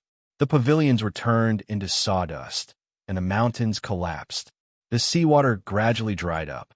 Even the rocks were broken into powder and mixed with the sand. The Snow Girl kept moving toward the depths of the battleship, and the battleship kept shrinking. She kept on waving her hand. Instead of feeling bored, she seemed to be quite happy, her eyes growing brighter and brighter. If Jingjiu liked to cut things off the most, she liked to dismantle them the most. These two actions looked similar, but they were in fact completely different. Jingjiu intended to dismantle the gravity, the cause and effect, and the connection with the original world. What she intended to dismantle in the end were all the walls in the world. She had been living in the wall for tens of thousands of years before she left Chaotian. She had even forgotten how she was born, and all she knew was that she had to guard that wall. Why did she have to guard that wall all the time? She didn't want to. She wanted freedom. She wanted to be happy. Like what she was doing now. She waved her hand. The world was collapsing all the time. She came to the middle of the ocean. There was an island in the ocean with a sandy beach, a coconut grove, and some cliff rocks by the edge of the island. The snow girl slapped down with her palm. The beautiful island had turned into a wasteland in a second. She had dismantled half of the huge battleship, which looked like a cucumber bitten in half by a flower stream. Drifting in the space on the edge of the damaged battleship, she waved her hand toward the small island that had turned into a wasteland again, ready to crush the hard cliff rocks. The air in the battleship had been drained a long time ago, so it was soundless. The small island had finally disintegrated completely, turning into countless rain-like particles, drifting in all directions. A black object could be vaguely seen in the deep end of the scene, where the raindrops looked like still raindrops. The raindrops started moving slowly, heading toward the back of the battleship and landing on the remaining parts of the world, breaking into pieces. It was a black obelisk. Chapter 10:14. The shape of this black obelisk was quite ordinary. Its body was a standard rectangular shape, with 4 lines converging at the top to form a pointed top. The traces of this black obelisk could be found in many places of a human civilization and in many historical periods. However, whoever saw this black obelisk with their own eyes would have the same feeling that it was not a product of the human civilization. It was because this black obelisk was too standard. An absolute standard required not only unimaginable processing technology, but also a test of the level of development of a civilization. Even though the human civilization could travel across the galaxies, it was still far inferior to this standard. Of course, this kind of absolute standard was not something a regular human could perceive. The regular human beings could only perceive something special about this black obelisk: uncertainty. The uncertainty referred to was not the description of the microscopic system in quantum mechanics, but the phenomenon in the macroscopic state. This black obelisk was obviously right in front of one's eyes, but one would feel that it was tens of thousands of light years away. This black obelisk was only 7 meters high, but when one turned around and looked at it again, it would suddenly become 700 meters high. The black obelisk was made of a special material. It looked smooth, but it didn't reflect any light. There was only one possibility. All the light falling on the black obelisk was swallowed by it. This was not a regular light-absorbing material, because no photons could escape from it. The only thing like this in the universe was the black hole. The black obelisk hovered in the space in silence. It was the ultimate standard. It was the ultimate darkness. It was said that the highest state of beauty was solemnity. This was the ultimate form of solemnity and serenity. Looking at the black obelisk, the snow girl understood many things. The world on this battleship was not the attempt of Shinaoyama to recreate Chaotian. The heaven and earth, the mountains and the rivers were indeed a brilliant formation designed to conceal the heavenly secrets, but it was not used to conceal the calculating core of the formation, but to conceal the existence of this black obelisk. The black obelisk was a being that surpassed this sword formation of the solar system, the federation of the Milky Way, Chaotian, the distant ancient civilization, and even this universe. The black obelisk was a creation of a higher civilization. The black obelisk was the projection of that world in this universe. For the first time in her long life, the snow girl felt fear. The conflict that came from the deepest part of her instincts, the most basic programming, the desire to distance, and the desire for freedom made her turn around and fly into the distance without thinking. A curved white line appeared in the dark universe, heading toward the sun not far away. When she was escaping, she didn't dare to walk in a straight line and subconsciously chose the most complicated, turbulent path. From this, one could imagine how deep her fear was.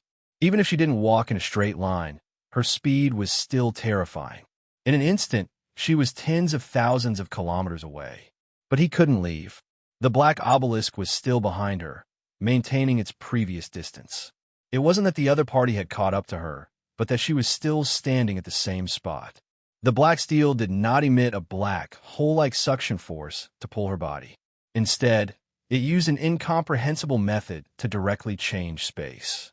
No matter how she flew, she could not change her position relative to the black obelisk. The snow girl gradually slowed down and finally stopped.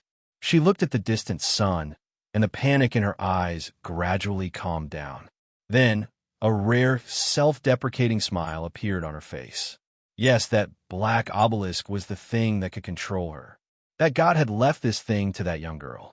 In order to evade this thing, she had hidden in the underground sewers of the full moon planet for a long time and in Building 720 for a long time.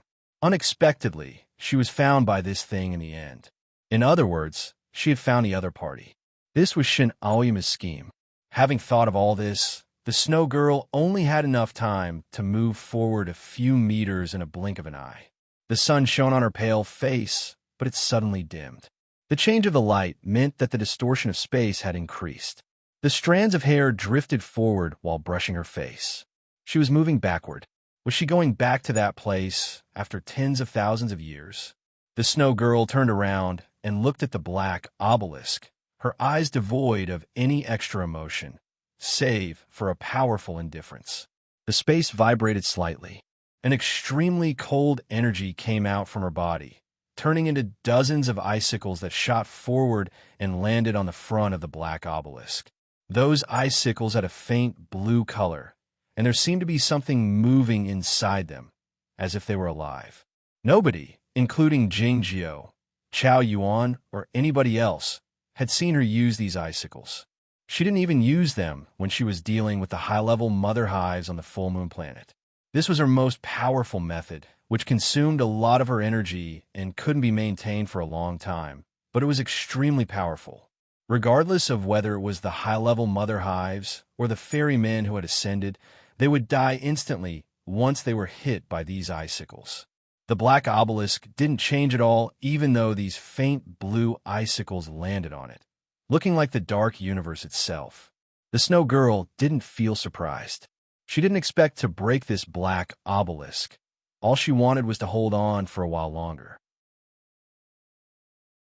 Whether it was in the underground sewers Building 720 or the underground apartment, or in this universe, she wanted to hold on for as long as possible.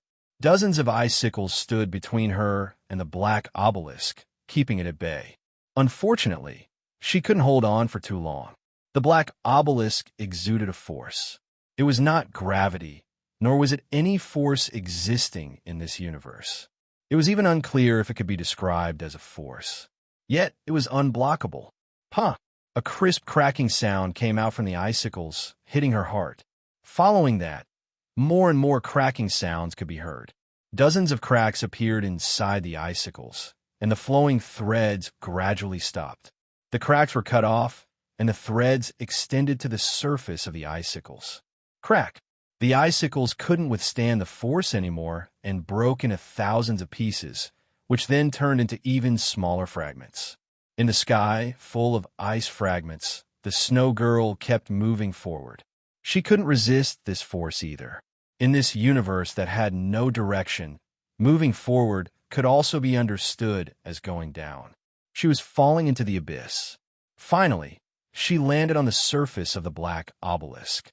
The terrifying collision distorted space, creating countless ripples that spread out in all directions at the speed of light-like sound. The solar system's sword formation was greatly disrupted. The snow girl didn't fall. Her two small hands pressed against the surface of the black obelisk. There was a layer of ice between her small hands and the black obelisk. The ice wasn't transparent, and it didn't have any color. It was darker than white, like jade. At such a close distance, the black obelisk still couldn't be seen clearly.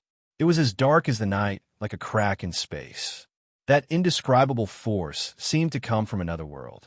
The ice gradually melted, flowing out from between the snow girl's palms and the obelisk, turning into dozens of tiny water droplets that scattered irregularly. They were like dewdrops on a lotus leaf. The sweat on the snow girl's face also rolled down like dewdrops. That sweat could be understood as her blood. Her face was smaller, and her body was much thinner. It was obvious that she was having a hard time holding on, and she couldn't hold on much longer. But her eyes were still indifferent, devoid of any emotion, and she didn't make any sound to cheer herself up. If she couldn't be heard, why would she whimper? That indescribable force was actually a will from another universe. It could be understood as a summon, a request to integrate, or a format. The ice gradually melted, and her hand fell directly on the surface of the black obelisk, unable to move away. As time passed, her palm gradually sank into the surface of the black obelisk. The black obelisk was like a swamp, swallowing everything on it. The snow girl was still silent. Her jet-black eyes gradually changed, showing a touch of white. At this moment, she looked more and more like a human. This meant that she was getting weaker and weaker. As time passed, her hand completely sank into the black obelisk, reaching the middle of her forearm. She closed her eyes. Her snow-like hair no longer fluttered.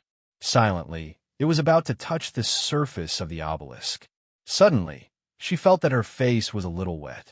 Of course, there was no rain in the universe, and it couldn't be her tears. She wasn't so artistic, and she wasn't so fragile. Then what was it? She opened her eyes and looked over, only to see darkness. Then, she saw the eyes of the other party in the darkness. The eyes were beautiful, big, and had long eyelashes. The other party's eyes were warm and calm, not deliberately compassionate, but full of tender love. The snow girl was very familiar with this kind of eyes. She had lived in Aoyama's sword jail for so many years and had seen it countless times. No one had ever visited her or dared to visit her. Only Jingjiu had sat face to face with her on the other side of the 1,000-mile ice ceiling formation in the passage. But it often visited her because it was its responsibility. It patrolled the sword jail 3 times a day, 1,000 times a year. It was 100,000 times 100 years. They had looked at each other on the other side of the passage 100,000 times. How could they not be familiar with each other? Oui. The voice of the snow girl was very weak, but it was still as forceful and unquestionable as before. She intended to tell the other party that nobody could change the situation, not even she, and of course he couldn't. As such, she should leave. The warm expression in his eyes showed a hint of a smile. It was not a mocking smile, but a comforting smile. The darkness fell down. It was like the snowflakes falling down soundlessly. The dead dog landed on the surface of the black obelisk slowly and gently. The black obelisk seemed to extend freely, and it was boundlessly broad. Standing like this was equivalent to stepping on it. Judging from the scene, it was similar to the black jade plate he had turned into in Chaotian when he stepped on the Shangda Peak. The dead dog lowered his head and bit the snow girl. In comparison to his mountain-like body, the snow girl looked like a small ball of milk. Both the cat and the dog did the same when they were about to take their children away. And when the child was in danger, both the cat and the dog would become formidable. A low growl rang out. The dark universe quivered a little. The dead dog lowered his waist slightly while biting the snow girl and pulled her out forcefully. The muscles on the surface of his body that looked like a black, barren land bulged like a mountain range, and an unimaginable force burst out. This was the first time he had used his full strength in over 1,000 years, and it was to fight against a divine treasure from a higher civilization. The space quaked uneasily, and a great deal of fresh blood shot out like arrows, dispersing in the space. In order to find the center of the formation, the dead dog had drifted in the sword formation of the solar system for a long time and was wounded by tens of thousands of sword wills. He relied on his profound magic and his understanding of the sword wills of Aoyama to suppress his wounds and seal the sword wills on the surface of his body. All of them burst out at the moment. The blood landed on the surface of the black obelisk and rolled away like beads. Some of it splashed back into the dead dog's mouth. The snow girl was stained with the blood in her canine teeth that were as large as the snowy peaks. A spiritual energy came up from nowhere, letting out a strange and crazy laugh. Countless cold wills exploded along with the blood beads. The space quaked again. The small snow-white hand was pulled out from the surface of the black obelisk slowly. Chapter 10:15. As the Snow Girl and the Dead Dog were resisting the forces from another universe on the other side of the sun, the ferrymen on Mars were also resisting the sword formation of the solar system. The atmosphere had been flattened to the point where it was only a few dozen centimeters away from the surface of the wasteland. Many places showed extremely strange landforms. Only the tallest Mount Olympus, under the protection of the formation of the immortals, remained the same. However, looking around, one could no longer see the sky or other sceneries. It was as if one had come to the universe, and there was a sense of independence. The violent energy waves from the sun penetrated the sun and the entire sword formation and arrived here. The immortals were shocked speechless. They wondered what was going on. Could it be that the array is about to break? Goose was said in disbelief. Such a drastic and sudden change was naturally caused by the Snow Girl who had left Mars. Zhao Leu suddenly looked at Hua Shi and said, "So that thing is in the eye of the formation." No one understood what she was talking about. Only Tong Yin raised her eyebrows slightly, revealing a rare melancholy. Hua Shi smiled and said, "Yes, I gave it to Shen Aoyama many years ago." Even if they didn't know what she and Zhao Leu were talking about, they could vaguely feel that something was wrong. Zhao Leu remained silent and thought, "So that's how it is." The founder of Aoyama had spent more than 100 years and countless resources to build this solar system sword array, but it was not to imprison himself. She looked into the universe and felt the layers of sword wheels. It was as if she was looking at a huge spider web. This solar system's sword formation wasn't a prison, but a net, waiting for all of them to walk right into the trap. First of all, Tong Yin, Shun Yunmai, and the ascendants they had brought with them from Chaotian. Then it was Lu Shui and Zheng Ju's turn. Lastly, there were her, Jing Jiao, and Shueji Ai. The Grandmaster of Aoyama wanted to use this net to trap everyone and kill Snow Girl, so that he could grasp the sword that was Jing Jiao. At that time, he would be able to sweep across the universe and continue to complete the unfinished work of that god. What an amazing idea and an unimaginable ability to realize it. It was indeed unimaginable. Neither she nor Jing Jiao had expected that the girl would give that thing to the Grandmaster of Aoyama. That thing could control the Snow Girl, and it was the most important thing for the human civilization. Regardless of whether it was according to the thoughts of the gods or the rules of mechanical intelligence, the girl should keep this thing for herself and absolutely not give it to others. It meant that her trust in the Grandmasters of Green Mountain had reached an unimaginable level, even surpassing her reverence for God and the rules. As I said, we are true comrades in arms, just like you and Jing Jiao, Hua Shi said to her with a faint smile. "Kill her," Hua said suddenly.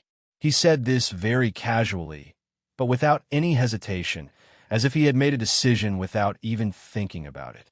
Zhao Leu didn't have any hesitation. She didn't think about why she wanted to kill Hua Shi. She just wanted to kill Hua Shi. Her sword was now deep in Hua Shi's brain. With just a thought, she could cut her life and thoughts into pieces. Even God couldn't save her. Hua Shi spoke as fast as she could. As a matter of fact, she had already started speaking before Jing Jiao could utter the first word of kill through his thin and ruthless lips. By the time Jing Jiao had uttered the words "kill her," she had finished her sentence as well. The way to control things is on the ancestral star. Zhao Leu heard this and saw the expression in Jing Jiao's eyes. As such, Hua Shi didn't die, though her face turned a bit pale.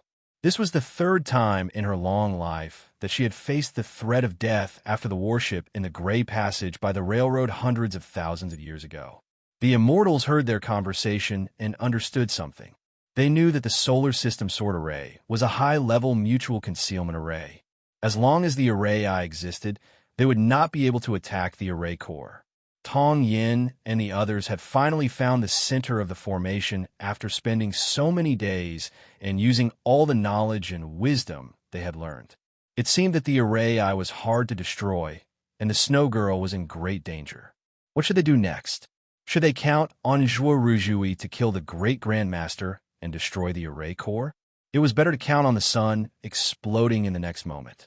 Zhuo Ruzhui had done enough, and he had reached the limit of his ability. Some of them even felt despair in their hearts. What are you going to say?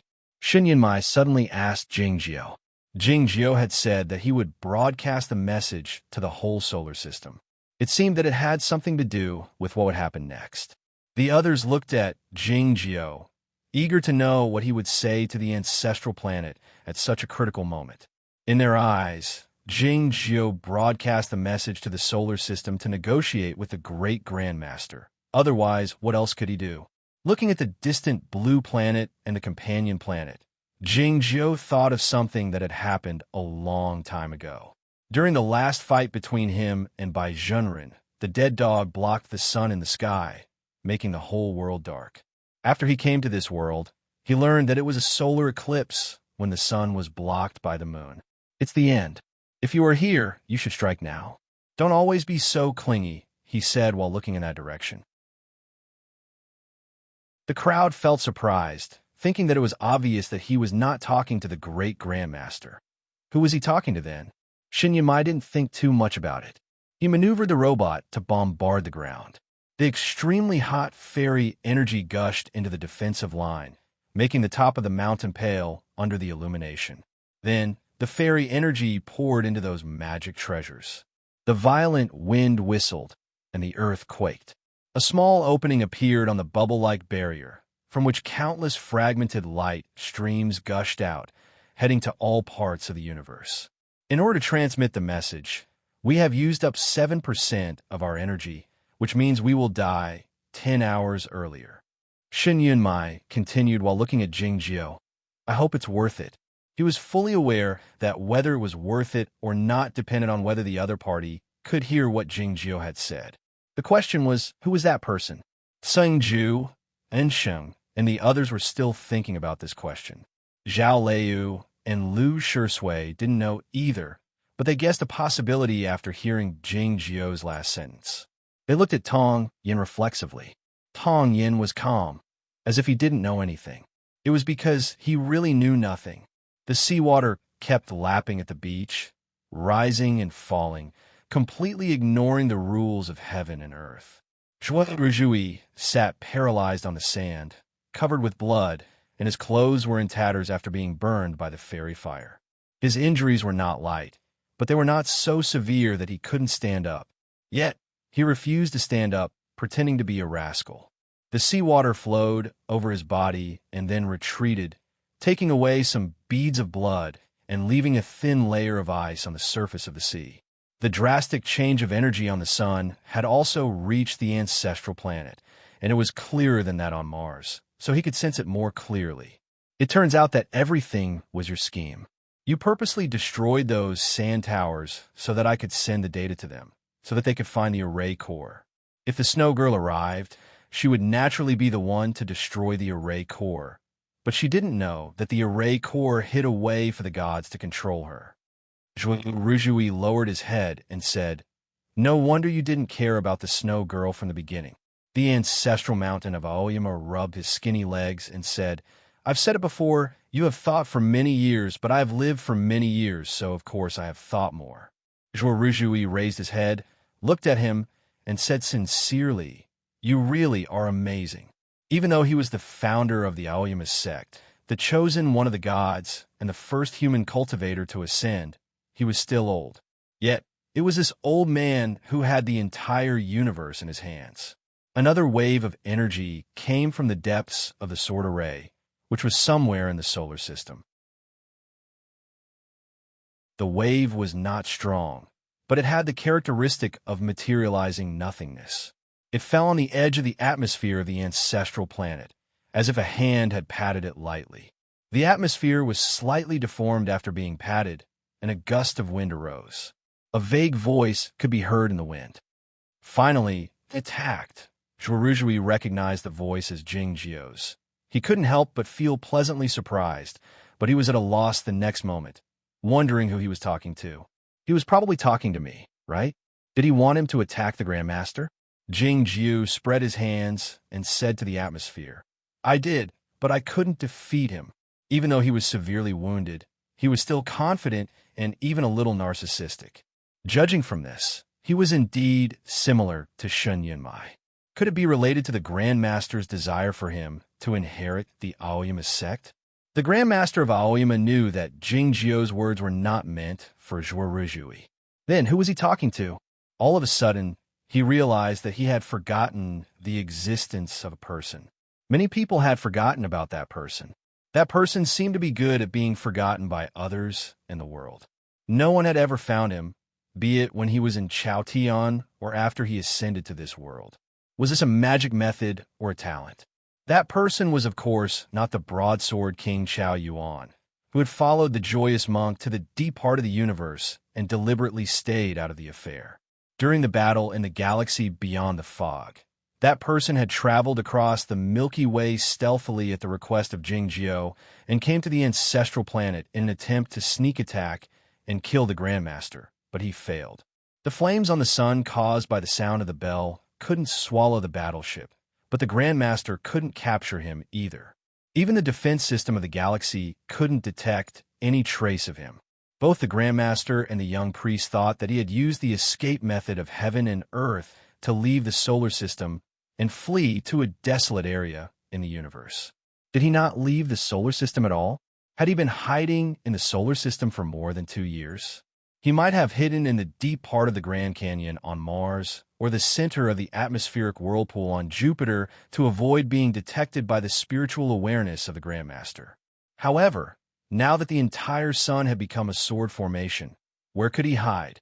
The line of sight of the Grandmaster of Aoyama came back from the deep part of the universe and fell on the surface of the ocean. The bloody moon looked very large against the dark night sky. He remarked sentimentally, "The center sect is indeed worthy of its name." Zhuo Ruzhui realized what had happened as well, exclaiming in surprise, "It's impossible." He had been on the ancestral planet for more than a year and had read many books, articles, poems, and songs of the human civilization during his childhood and had seen the moon many times. The moon waxed and waned sometimes, but it had always been in the night sky. It was there even on days he couldn't see it. He raised his cup to invite the bright moon, and there were 3 people in the shadow. Was it possible that there had always been 3 people besides him and the Grandmaster? The bell suddenly rang in the night sky. The sound of the bell was exceedingly melodious and deep. It came from the moon. The melodious sound of the bell passed through the atmosphere and brought up a great deal of strong wind. The strong wind landed on the surface of the ocean and created many violent waves. The snowflakes dashed toward the beach, but they encountered an invisible barrier and couldn't land on the island. The howling wind passed through the cliffs of the island, becoming even sharper and more ear-piercing, almost drowning out the sound of the bell. All of a sudden, the sound of the bell became extremely heavy and intense. It was not the sound of war drums, nor was it the sound of gongs. It was the sound of destruction and death. The bloody moon hovering above the ocean was faintly discernible amidst the huge waves. Zhuo Ruzhui turned to look at that direction, his face pale as he suddenly gasped in shock. The face of the moon changed. A clear crack had appeared in the middle of the dark and bright area. A crack that could be seen with the naked eye must be extremely wide and long. Even more horrifying, the crack was still expanding as the sound of the bell grew louder and louder. Every change would affect each other. As the bell rang, the moon split open. As the moon split open, the sound of the bell also became unpleasant to hear. It was as if a human's voice had become hoarse. Not long after, an extremely heavy and unpleasant cracking sound came from the night sky. It was as if an ancient bell had been broken by a great force. Countless plumes of dust shot out from the crack on the moon's surface. The moon was really going to break. The horrible and unpleasant sound of the bell reverberated in the atmosphere of the ancestral planet, spreading in all directions. The atmosphere was compressed to the extreme and became strangely quiet, as if it was frozen. There was no sound of wind at all. The huge waves that rose into the sky were also pushed back into the ocean by the invisible force, causing a few ripples before dissipating, but the remaining force continued to push deeper into the ocean. In a short period of time, there were countless earthquakes on the ancestral planet, and countless ancient ruins that were excavated were destroyed. The formation that enveloped the island was broken. The seawater on the beach quickly retreated, and the fishing rods at the edge of the pool were all broken. Joao Rujui grunted as his body was pressed into the beach. Blood started to flow out of his body again, and then he started to burn. The ancestral master sat in his wheelchair, looking at the moon that was splitting open in the night sky. His eyes were deep, and no one knew what he was thinking. When the bell rang, his body swayed a little. The formation on the island was also crushed, and the seawater that fell from the cliff was crushed into the finest water powder by the bell, and when it landed on the jade-like stone wall, it stopped flowing. The bell continued to carry an invisible force downwards, into the ocean and into the bottom of the sea, flipping over the stone floor and flattening it. Countless seawater plants swayed and then died. The seawater continued to flow into the space at the bottom of the sea, and directly drowned and destroyed the final formation, rushing forward like a flood. Many of the black obelisks fell into the seawater, and some even broke in half. Blue electric arcs flashed from time to time, and there were even signs of ionization in the core of the formation. Compared to the situation on the ancestral planet, the situation on the moon was obviously much worse, because it had been destroyed. About a third of the surface of the moon had collapsed into the sky. The rocks, which had been inconspicuous for countless years, were illuminated by the distant sunlight in the dark universe, emitting bright rays of light. They looked like pieces of broken jade. The interior of the moon, which was covered by the rocks, was exposed for the first time. The interior of the moon had a complicated structure, similar to that of the Stargate base. As Joao Rujui thought in astonishment, the interior of the moon was actually empty. A small speck appeared amid the broken jade-like rocks all over the sky. Drifting among the broken pieces of the moon, the immortal Tan looked down at the ancestral planet. He held a small bell in his right hand, the rim of which was broken. He looked even worse than the bell, covered with dirt from head to toe. He looked a bit haggard, but his forehead was as broad as before, full of wisdom and perseverance.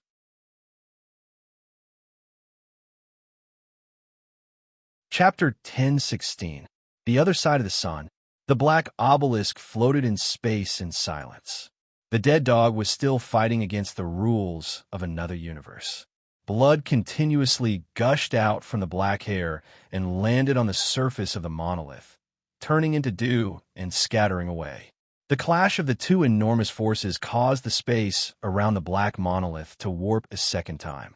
Half of the battleship continued to disintegrate, but within the black monolith's area of influence, the speed was very slow.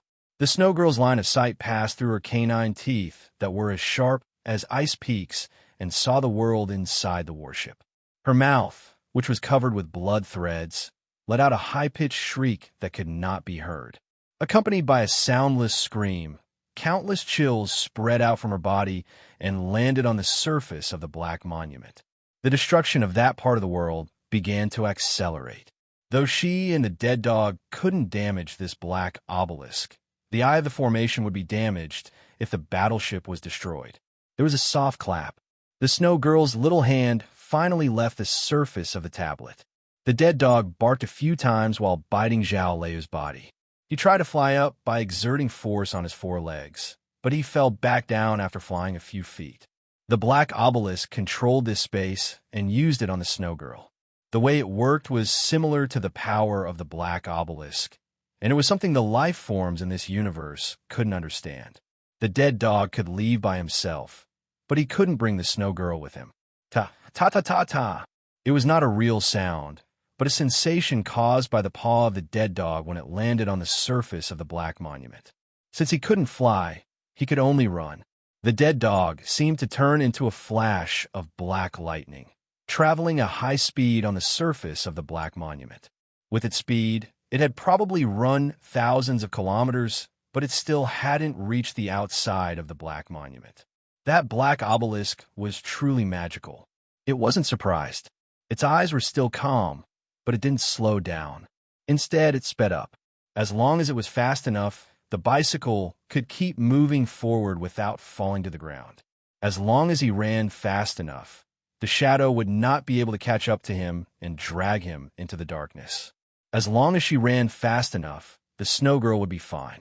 Thinking of all this, the dead dog kept on running. He ran faster and faster, his blood splashing everywhere. He looked like a mountain guard dog that had been wounded in a fierce fight and was running on the boundless black field. His ferocious appearance was nothing like what he had been tens of thousands of years ago. In the deepest part of the deepest canyon on Mars, not much light could be seen in the universe. The sword intent of the solar system sword formation that had descended here was also lesser. Amidst the gloomy cliffs, there was a pure white cloud, within which a boat could be vaguely seen. The surface of the boat was covered with marks left behind by the sword intent. Even the threads in the clouds had been cut by the sword intent. Ishingu wiped the blood from the corner of her mouth and blew out the burning flame on her sleeve. She said weakly, "Go to the top of the mountain. It seems that we can still hold on for a while." She had been severely injured by Peng Lang. Although she had consumed the spiritual medicine that Yushan had given her, her injuries had not fully recovered. In the process of being forced to the bottom of the canyon by the solar system sword array, her injuries had worsened. Master Yun's condition was slightly better, but he still did not have the ability to bring her back to the peak. Listening to her words, he thought for a moment and said, "I want to be with you." This sentence can be understood as a romantic remark, or it can be understood as a simple statement. Regardless of which one it was, as long as it came from an honest person like Yin Shi, it would be extremely touching. Ishingu did not pay attention to him. She took out an exquisite spinning machine and began to weave silk from the clouds outside the boat. It did not take long for her to weave a piece of cloth. It looked rather sturdy. Master Yin asked, "Is this a sail?" He thought that if his boat was fitted with her sail, regardless of whether he could escape or not, it would be an excellent thing. Ishingu snorted coldly and said, "Of course not." Master Yin made an "oh" sound. He was not disappointed, just a little regretful. Seeing his appearance, Ishingu could not help but sigh and said, "This is a canopy." The canopy of the black awning boat. Master Yin was startled for a moment before he understood. Not knowing what to say, he could only laugh foolishly. Ishingu finally could not help but laugh as well. She continued to weave. She had already made arrangements in her heart. Even if it was a canopy with the clouds as the lines, it would not be able to block the solar system sword array for too long. Later, she would knock him unconscious and then pour the rest of her celestial energy into the boat, allowing him to float to the top of the mountain with the boat. Master Yin was focused on watching her weave. He did not pay any attention to the descending sword intent. A sword intent floated over the cliff rocks, bringing with it sparks, and then quickly disappeared. Ishingu raised her head and looked in that direction. Her expression was slightly strange. "What's wrong?" Master Yun asked with concern. "The sword intent is drifting." Ishingu meant that the density of the sword intent was changing. Master Yin looked at the upper part of the canyon and silently sensed for a while. He said, "It is indeed a little strange." Ishingu put down the loom in her hands and said, "Let's follow them and take a look." As expected of a pair of immortals who had to travel the canyon on a boat in the face of the solar system sword array, they did not care about the danger and rode on the clouds. The sword intent above the canyon had indeed become much sparser. Moreover, it was still decreasing. The boat followed them and soon left the canyon, arriving on the surface of Mars. The sword intent was still decreasing. It was even gradually reaching the atmosphere. "What's going on?" Master Yun asked uncertainly. Could it be that the array change has been stopped?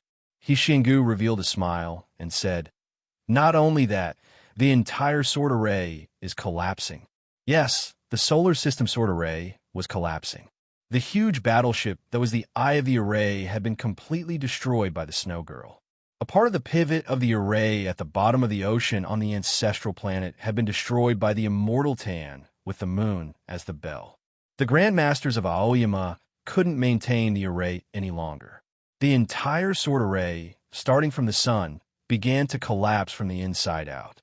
When such a magnificent sword formation collapsed, it would definitely cause a huge commotion. As the gravitational bonds are broken one by one, the space changed violently, and countless waves reverberated in the solar system. It didn't take long before the waves caused by the collapse of the Great Array arrived on Mars. Along with countless cracking sounds, the formation of immortals enshrouding Mount Olympus dispersed like a puff of smoke. The thin atmosphere rose up from the surface of Mars, opening up heaven and earth again. The air rushed into the top of the mountain, bringing along countless gentle gusts of wind. Those immortals of the previous generations, Su Zai, Yuan Chu, and the others all sat down on the ground when they were blown by the gentle wind. Some of them even lay down on the ground, paying no attention to their appearances. They had all sustained severe injuries to begin with, and they had used up all their energy to support the formation of immortals for such a long time. They didn't even have the energy to cheer. At this rate, it will take at least 16 hours for the array to collapse outside the Kuiper Belt. The shabby robot had stood up again, looking down at the changes in the atmosphere of Mars and the universe like a king. Shin Yinmai had figured out the answer after observing for a dozen seconds. The powerful waves caused by the collapse of the sword array passed through Mars and headed toward the outside of the solar system. Mars had gradually returned to normal. A harmless but annoying sandstorm occurred in the distance. Many gazes fell on the edge of the cliff. Jingjio was sitting in a wheelchair. He was looking at the blue planet. He was looking at the moon that had been broken. He seemed to hear the sound of the ocean waves and the ringing of the bell. Then he looked at the sun. His line of sight seemed to pass through the sun and see something. The people were waiting for him to make a decision. The sword array of the solar system had collapsed. The safest way was to wait here. In a dozen hours, the tens of thousands of battleships outside the Kuiper Belt would invade the solar system. At that time, no matter how earth-shattering the ancestral master's abilities were, he would still be dead. The battleships could do nothing to the sun, but they could destroy the ancestral planet.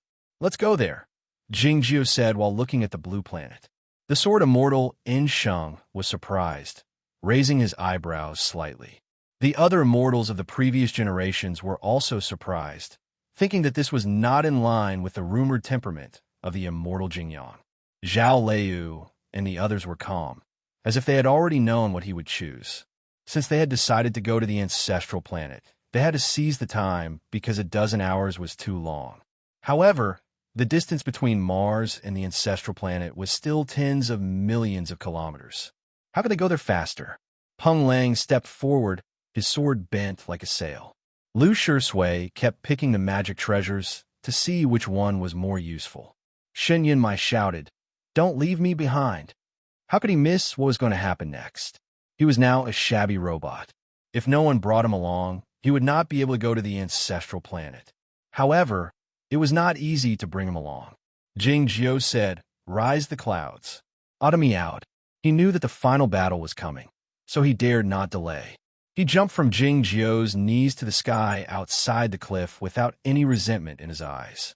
With a buzzing sound, a gentle wind blew around the cliff. A huge white dandelion grew outside the cliff.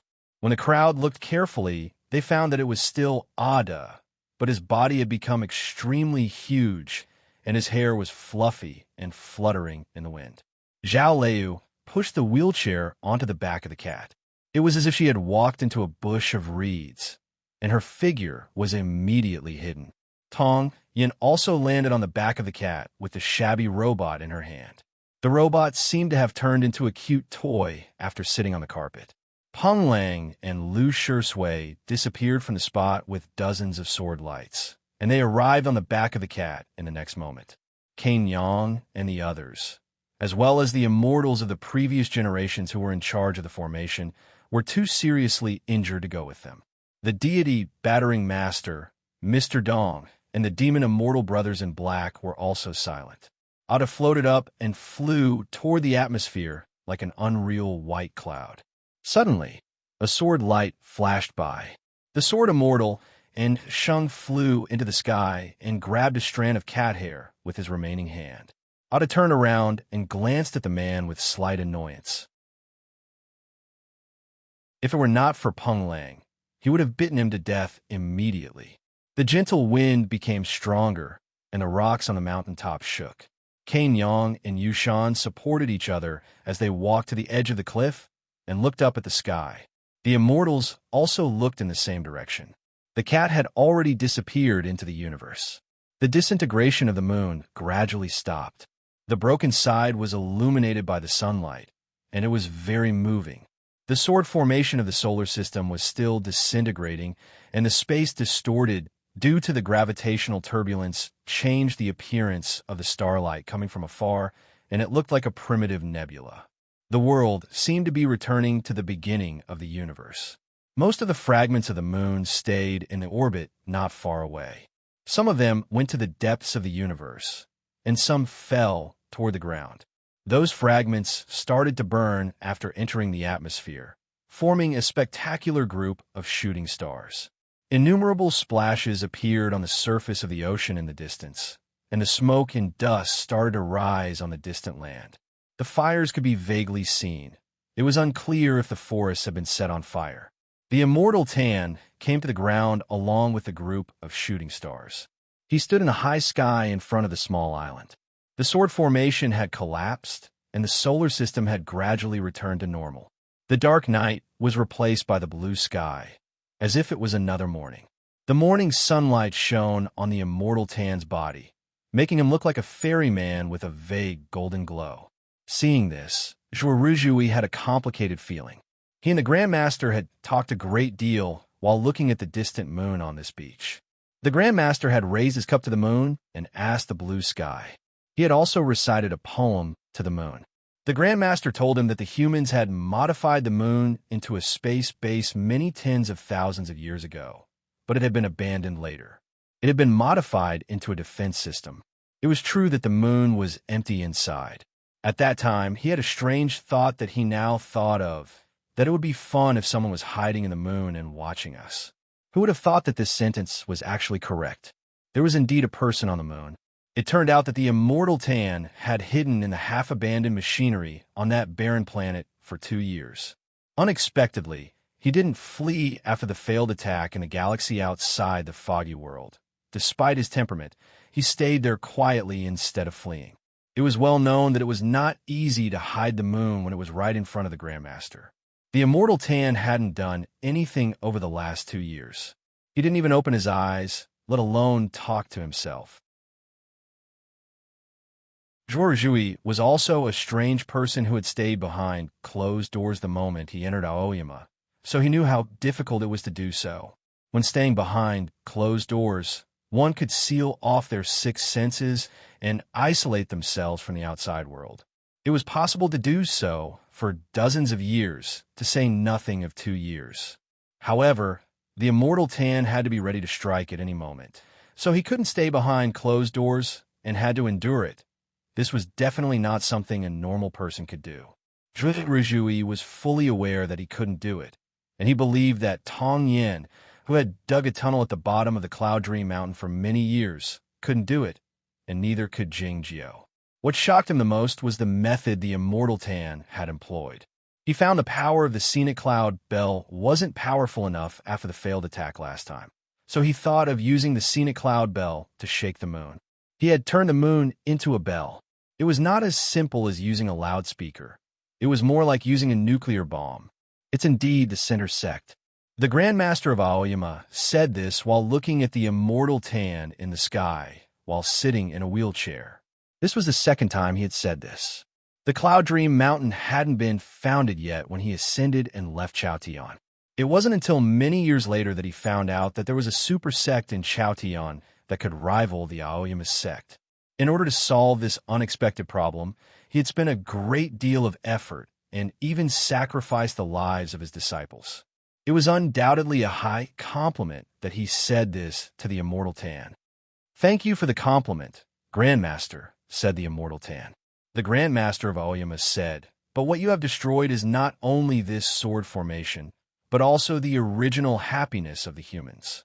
The forest in the distance was burning, and a great deal of steam came out from the ocean. There were no higher life forms on the ancestral planet at the moment. Most of them were the fish and crustaceans in the ocean, and those on the land were the soft animals. However, the life forms were still life forms, no matter how low their state was. It was unclear how many lives would come to an end that day. Those relics of a civilization destroyed by the sound of the bell and smashed by the shooting stars couldn't be rebuilt. Most importantly, the moon in the sky had already become incomplete. Those poems had lost their evidence from that day on. The later generations could only imagine them when they read them. The Grandmaster of Aoyama felt regretful about this. The incomplete moon is also the new moon. It can be said that there are countless new poems. The immortal Tan understood what he meant, saying, "But first, someone has to see the moon and write the poems." Only when humans were alive could they feel the beauty or the ugliness and have the desire to express themselves. The Grandmaster of Aoyama said, "I'm doing all this for the sake of humanity's survival, but you're trying to stop me." The immortal Tan said, "No matter what you're going to do, I'll stop you." The Grandmaster of Aoyama leaned forward a bit, asking, "Why?" "I'm the sect master of the Zhongzhou school," said the immortal Tan. "Where had those ascendants on Cloud Dream Mountain gone? There was no trace of them in this universe. Cloud Dream Mountain had the magic treasure that could connect the inside and outside of the world, but none of the immortals of the previous generations had left any warning. Byron didn't dare leave the son of Chao Tian after her ascension. Was there any other reason besides her fear of the sea of dark matter? These questions might not have an answer, but they didn't need an answer. All in all, the forefathers of the Zhongzhou school had all disappeared here. As the sect master of the Zhongzhou school, did the immortal Tan need a reason to destroy all this and even kill them? "It's a personal grudge," said the immortal Tan, while looking at the Grandmaster of Aoyama. His voice was neither excited nor resentful. It was calm and determined. The future of the humans was important, and so was the survival of the humans. Gratitude and grudges were the most important of all. After a moment of silence, the Grandmaster of Aoyama said, "I didn't handle it properly the first time." Again, there was no need for a reason, and the truth was unimportant. It was probably because the Grandmaster of Zhongzhou school who had ascended had been thinking about how he should deal with the Aoyama sect since they had gained the upper hand in the fairy world. This thought had led to a problem. Yet, the problem had already been solved. The Grandmaster of Aoyama waved his hand as if he intended to erase all the memories of many years ago. The swords rang out loudly, echoing in heaven and earth. The sprays on the surface of the ocean were all swords. The white clouds drifting over from the sky were all swords. Countless sword wills headed toward the immortal Tan. The immortal Tan flicked the swords at the scenic cloud bell in his palm. The sound of the bell was a bit hoarse, and then it suddenly turned into a deafening boom, as if countless thunders had exploded at the same time. The violent wind spread out in the high sky, blowing away the sword wills. The immortal Tan retreated to the edge of the atmosphere. A few tears appeared on his cloth, and a faint white mark appeared on his broad forehead, indicating that he had been cut by a sword. Once in a while, a few broken rocks of the moon fell down from the space, brushing past his body and heading toward the ground. The fiery tails grew longer, turning into shooting stars in the daytime. "Though you're not bad, you're still no match for me," said the Grandmaster of Aoyama. Sensing the endless sword wills in heaven and earth, the immortal Tan suddenly laughed, saying, "What's the point?" Having said that, he turned around and headed toward those shooting stars, disappearing into the dark space in an instant. Seeing this, Zhuo was stunned. Back in Cloudy Town, and later when he cooperated with Jing Jiao, the immortal Tan had shown another side of his honest and dull appearance. Yet, he didn't expect it to be like this. What was the point? If life and death were meaningless, shouldn't the immortal Tan use the most orthodox Taoist magic method of Cloud Dream Mountain to fight with the Grandmaster after making such a beautiful statement? Shouldn't the immortal Tan fight for the honor of Zhongzhou School, regardless of the outcome? But he turned around and ran away. This was really... Why didn't he just run away after destroying the center of the formation? It was meaningless to come here and talk to the Grandmaster. It's to buy some time for those people, said the Grandmaster. Zhuo Rizhui finally understood. After a moment of silence, he asked, now that the great formation has been dismantled, what will you do when they come here? What do you think they could do to me? Asked the Grandmaster. Zhuo Rizhui said, those disciples of yours are quite formidable, almost as strong as me. The Grandmaster said, it's enough as long as the Emperor is under my control. The rest of them are not worth mentioning. Jing Jiao, Zhuo Rizhui said. The Grandmaster let out a smile, but didn't say anything. Zhuo Rizhui's face turned ashen. The Grandmaster turned the wheelchair around and looked at the surface of the ocean. The forest on the other side of the ocean was burning, and the life was trembling. He remained silent. End of this volume. A separate chapter was posted in the section related to the work. It was actually the first separate chapter of the path toward heaven. It was nothing serious, just a casual chat. It was also posted on the official WeChat account. See you tomorrow and the day after until the 21st.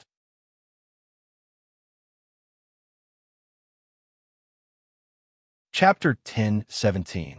I've been writing Overlooking Tao for almost 3 years, and this is the first time I'm writing a single chapter. It's really unimaginable in the past. At that time, I was extremely long-winded and had countless desires. I saw the world as beautiful and the readers as my family. Even if it was a sesame seed, I would write a few sentences after the chapter to tell them. If there was too much gossip, I would write a single chapter. I didn't care if it would affect the reading experience. I was criticized by some people many times, but I still didn't get tired of it. The current me was still long-winded in my writing, and my desire to confide in others hadn't completely died. It was just that the world in my eyes had lost some of its rosy color, and was now more like a blue sky above a lake. For me, some of my readers had truly become family, or even family. Some of them had become acquaintances that I rarely contacted. Some of them had become strangers, and most of them were just people who were watching my story. This is the right way, because I'm a storyteller. I'm writing this single chapter today, mainly because I'm going to end the book next month. The serialization years may be suspended, and I always want to relive the past. I'm definitely too lazy to fight for monthly votes. There will definitely be WeChat Q&A, but I still won't talk in the reader group. So what should I do? Of course, writing a single chapter is the simplest. First of all, when I say I won't write long novels, I mean long novels like Qin Yu's Year, The Assassin, The Rising Knight, Choose Heaven's Tale, and Overlooking Tao. It's not that I won't write a book. I've said in many previous single chapters that I will write until I die, and I will definitely continue to write in the future and strive to write better. Next is to make a preview. After Overlooking Tao, I will write a particularly long speech, summarizing and reviewing the 17 years of writing online novels. At that time, I will flaunt myself, which I rarely do, just like a rapper. Although I'm narcissistic, I rarely flaunt, so I don't have to be shy now. Tomorrow is August 1st, Army Day. I will call the old man to send my regards. Tomorrow will also be the beginning of the last volume, the beginning of the last month, and the beginning of the last battle. Thinking of this, all sorts of feelings welled up, but I won't say anything here because I have to save it for the final speech. I'm afraid I won't be able to hold it back if I say it now. I can say in advance that The Path to Heaven is the most comfortable story I've ever written. Although I wasn't able to completely control my writing style and tone due to my habitual oily and sour tone, and the plot wasn't sharp enough due to my reluctance, it basically satisfied my needs. Yes, at least half of this is for my own reading. Of course, if you also like to watch, or if you can feel my feelings while watching, then I'll be very grateful. As for the rest, I'll report to everyone after the story ends. That's all for today. All right, I can also say something in advance. Thank you.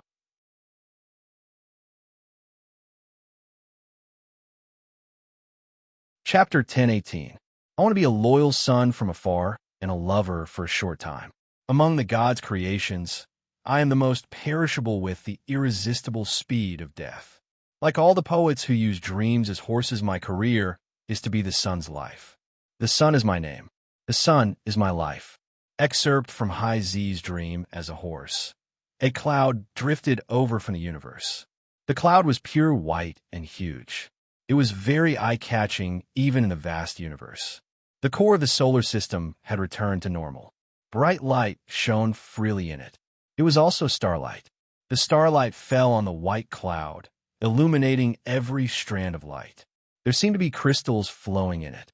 Propelled by the fairy energy in the starlight, the white cloud moved faster and faster. It didn't take long before it passed the broken moon and arrived at the blue ancestral star. The white cloud entered the atmosphere of the ancestral star and landed on the ocean with a few gusts of breeze. The seawater rippled gently. There were no waves and no sound. The breeze gradually died down.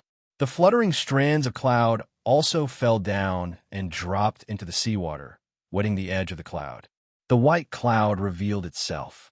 It turned out to be a huge white cat with long hair. There was a wheelchair on the beach, and in the wheelchair was an old man. Ada's eyes were filled with complex emotions. He lowered his head slowly and bowed to the old man respectfully. Some people walked out from the reed-like long hair on his back. Those people walked to the beach along the slope formed by Ada's neck and head. The one in the front was also a wheelchair. Zhuo Ruzhui sat on the beach, paralyzed. He looked at Jing Jiao in the wheelchair and said bitterly, "It's all over now. If only Zhao Liu, Lu Shui, and the others came, there might be some hope." But now, all the hope was gone, because Jing Jiao also came. The reason why Zhuo Ruzhui's face turned pale a moment ago was because he thought of this. If Jing Jiao couldn't solve the problem of the inherited heaven sword, he would be in the hands of the great ancestor, who could defeat the great ancestor with the all-in-one sword in his hands. Zhao Liu pushed the wheelchair forward. When she passed by Zhuo Ruzhui, she said, "Don't worry." Zhuo Ruzhui looked at her back and shouted, "Why?" Zhao Liu did not stop. Zhuo Ruzhui noticed that there was a little girl beside her. It was obvious that she was an ordinary human. He was confused. Lu Shui walked to Zhuo Ruzhui and patted him on the shoulder to express his gratitude. Then he explained what Zhao Liu said. "If you don't have confidence, why would you come here?" Zhuo Ruzhui thought it was quite sensible. Given Jing Jiao's temperament, he wouldn't have come to the ancestral planet if he couldn't solve the problem of the inherited heaven sword. He would have fled to the end of the universe, or even to the sea of dark matter. Peng Lang came over as well. He nodded to Zhuo Ruzhui with a grave expression on his face. Zhuo Ruzhui had met Jing Jiao many times in Chaotian, so he knew that Jing Jiao was a mild and honest guy. It was rare to see such an expression on Jing Jiao's face. "Are you all right?" he asked in surprise. Peng Lang replied, while staring at the wheelchair in the distance, "I'm not all right." He couldn't let anything happen to the snow girl. Otherwise, how could he explain it to his wife? If something were to happen to the snow girl, he would have to do something crazy that he had never done before. The footsteps on the beach were still echoing. "Are you done yet? Don't tell me that useless Yuan Shu is here as well. Aren't you afraid that all of you will be wiped out?" Zhuo Ruzhui turned around angrily, and his voice stopped abruptly. It was because he saw a childish face. "You're not dead yet." "Not bad," said Tong Yan. Zhuo Ruzhui asked expressionlessly, "Why aren't you dead yet? Isn't it obvious that I'm here to die?" Snapped Tong Yan. After saying this, he continued to walk forward and join the team of only a few people. Zhao Liu pushed the wheelchair to the other side of the beach. She let go of her hands and took 3 steps back. Jing Jiao looked at the old man in the wheelchair on the opposite side in silence. During the battle in the galaxy beyond the fog, the spiritual awareness of the Grand Master of Aoyama had manifested in the universe. Except for that time, Jing Jiao had only seen the portrait of the Grand Master in the small building, and he hadn't observed him carefully. The wrinkles on the face of the Grand Master were very deep, and his legs were thin and dry. He looked like a regular old man who had 1 foot in the grave. Of course, his condition wasn't any better. Covered with a blanket, He looked like a patient who didn't have much time to live as he leaned sideways in the wheelchair with a pale face. The chilly wind blew over from the surface of the ocean and landed on his face, causing him to cough. Coughing, yawning, smiling, and the spores of the sea of dark matter were the most infectious objects. The Grand Master clenched his fists and coughed a few times by his lips.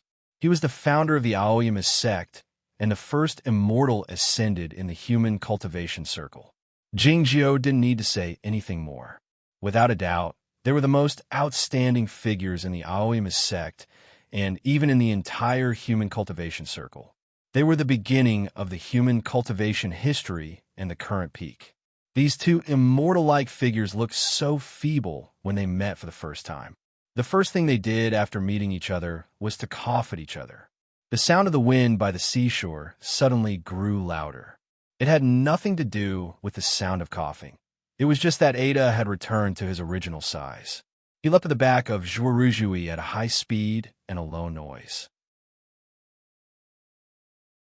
His gaze fell on a pile of sand not far away, as if he was ready to crawl into it and hide at any moment. The ocean wind kept on gushing into the empty spot. A shabby robot dropped down from the sky and dropped into the ocean with a crisp pah sound. Along with the cracking sounds, the robot stood up from the ocean with difficulty and walked toward the beach, cursing profanities all the way. As he arrived on the beach, he tore off the useless left mechanical arm and threw it toward Zhuoruzhui. Zhuoruzhui waved his hand to knock the mechanical arm away. He cursed with furrowed brows. Where did this freak come from?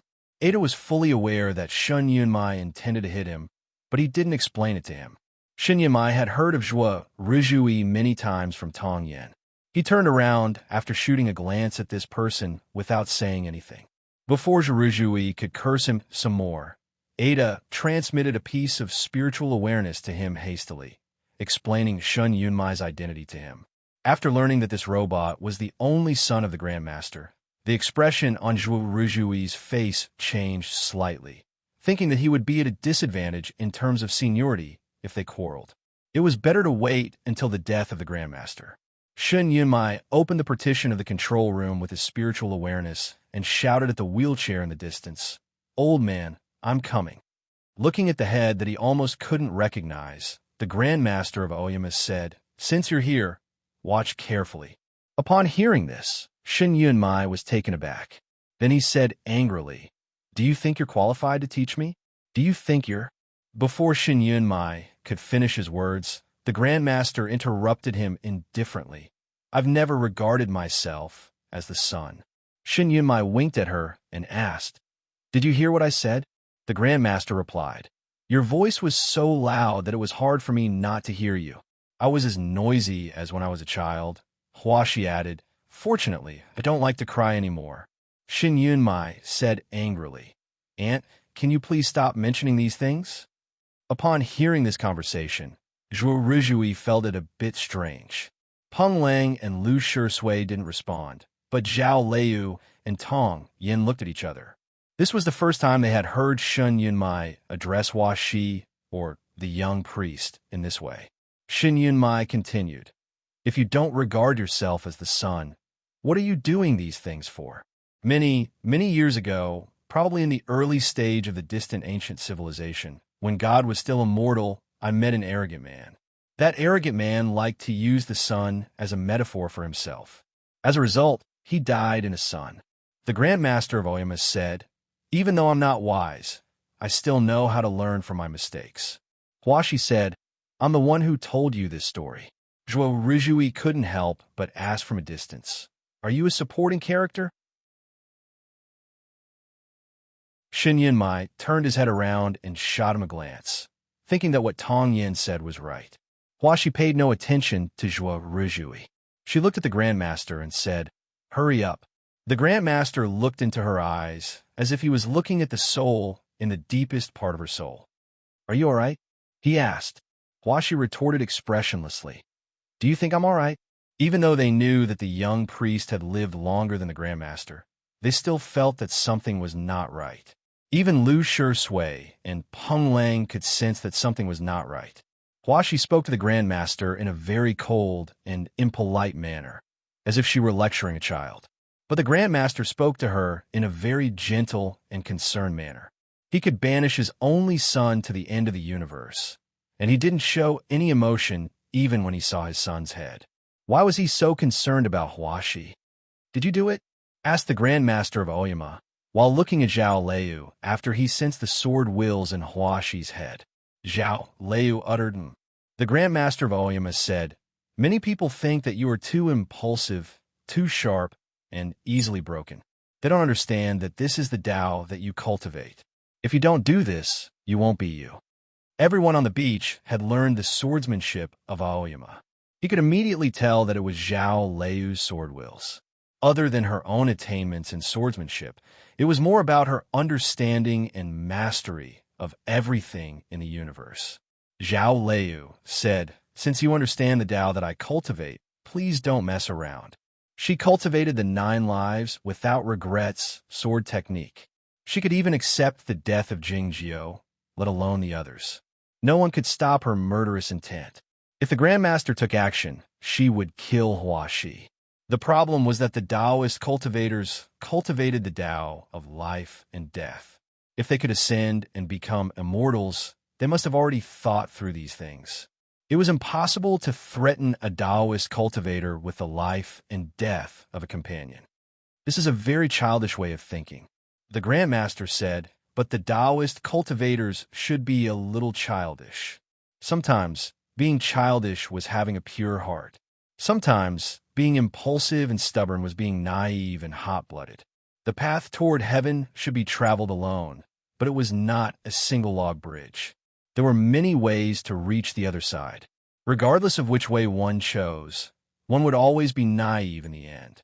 Shen Yunmai, Zhou Rujui, and Tong Yen, who seemed to be astute, were the same. Lu Shui, Zhao Liu, and Peng Lang were the same. Master Yun, who was driving the boat on Mars, and Chunya, who was crying bitterly while holding General Li in his arms, were the same. Even the great Grandmaster of the Bloody Demon, the immortal Qi Song, had this side.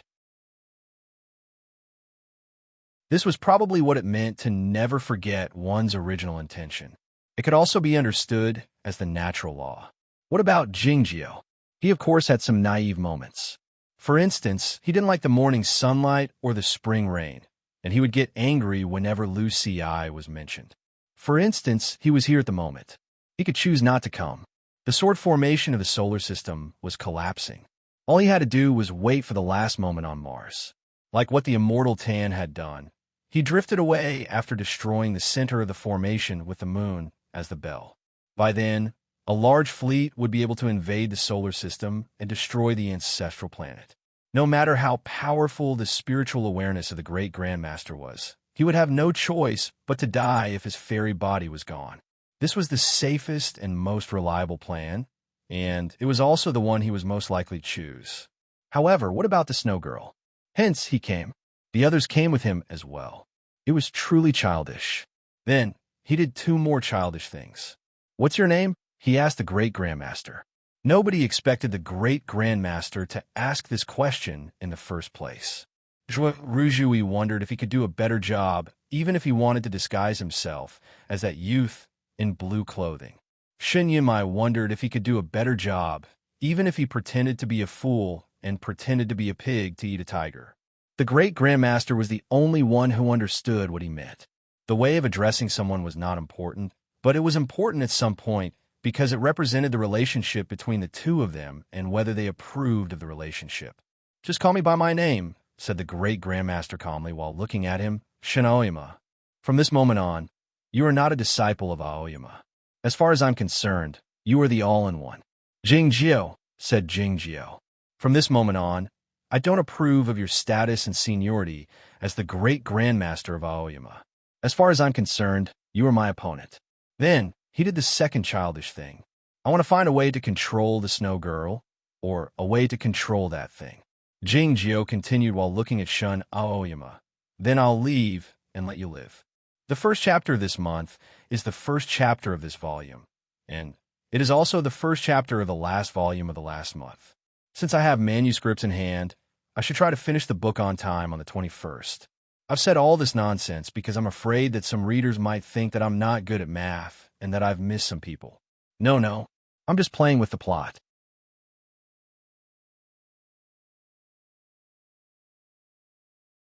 Chapter 10:19. I'll leave you alive. In other words, you will die for sure if I stay here. It was deathly quiet on the beach. Tong Yin, Zhu Rizhui, and even Lu Shui were all startled. Everybody knew that Jing Jiao was a self-confident and even narcissistic person. Shin Yimai had no choice but to admit defeat to him. Yet, his opponent was the Grandmaster of Aoyama, Shin Aoyama. The Aoyama sect was founded by him, and the cultivation circle in Chaotian was founded by him. Moreover, Jing Jiao hadn't even found a way to get rid of the control of the inherited Heaven Sword. He was like a weak patient on the verge of death. How could he defeat Shin Aoyama in such a state? Zhao Liu recalled that Jing Jiao had said before the floor-to-ceiling window on the battleship that he had thought of a way before his ascension. Was it true? Shin Aoyama didn't mind Jing Jiao's confidence. Why do you think I'll agree to your condition? It said that no matter how powerful a being is, his fear of death will lessen after a long time. I haven't been there yet, so I don't know how to feel about it. But you're indeed very old, so you might not be afraid of death. Jing Jiao continued. Let's change the condition then. Give me the method, and I'll let her live. The gazes fell on the spot next to Zhao Liu. Huashi stood there in silence, as if she had no idea that she had become a hostage. Shin Aoyama looked at Huashi without uttering a word. Why do I keep her by my side? Jing Jiao continued softly after coughing twice. It's for this moment. He was in a perilous situation at the end of the battle in the galaxy beyond the fog. Even so, he didn't abandon the unconscious Huashi when he was chased by the immortal ascendants and the fleet.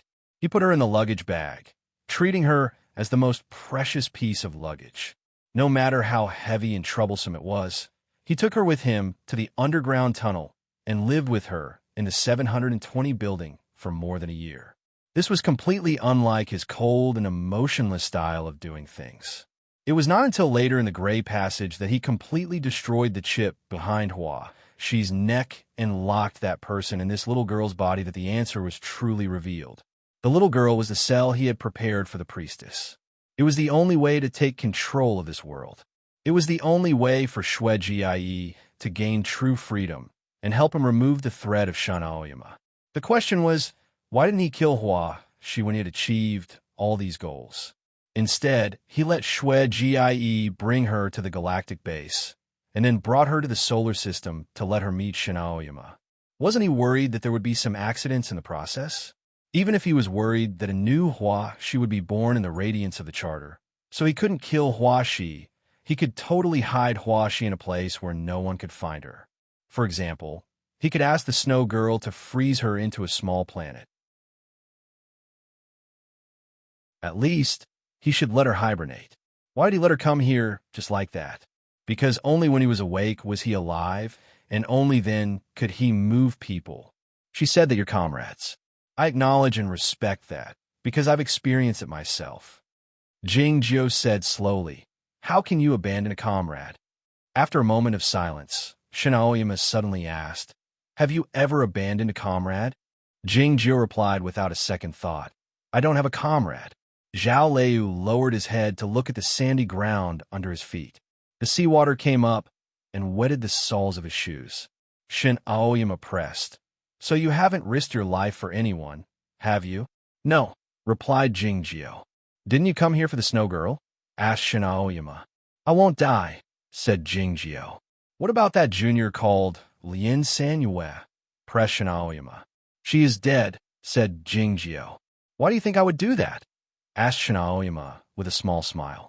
Both the immortals of the previous generation and the disciples of the younger generation like Lu Shui had a strong feeling that the great Grandmaster of Aoyama and Jing Jiao were the same kind of person, even though they didn't have any proof.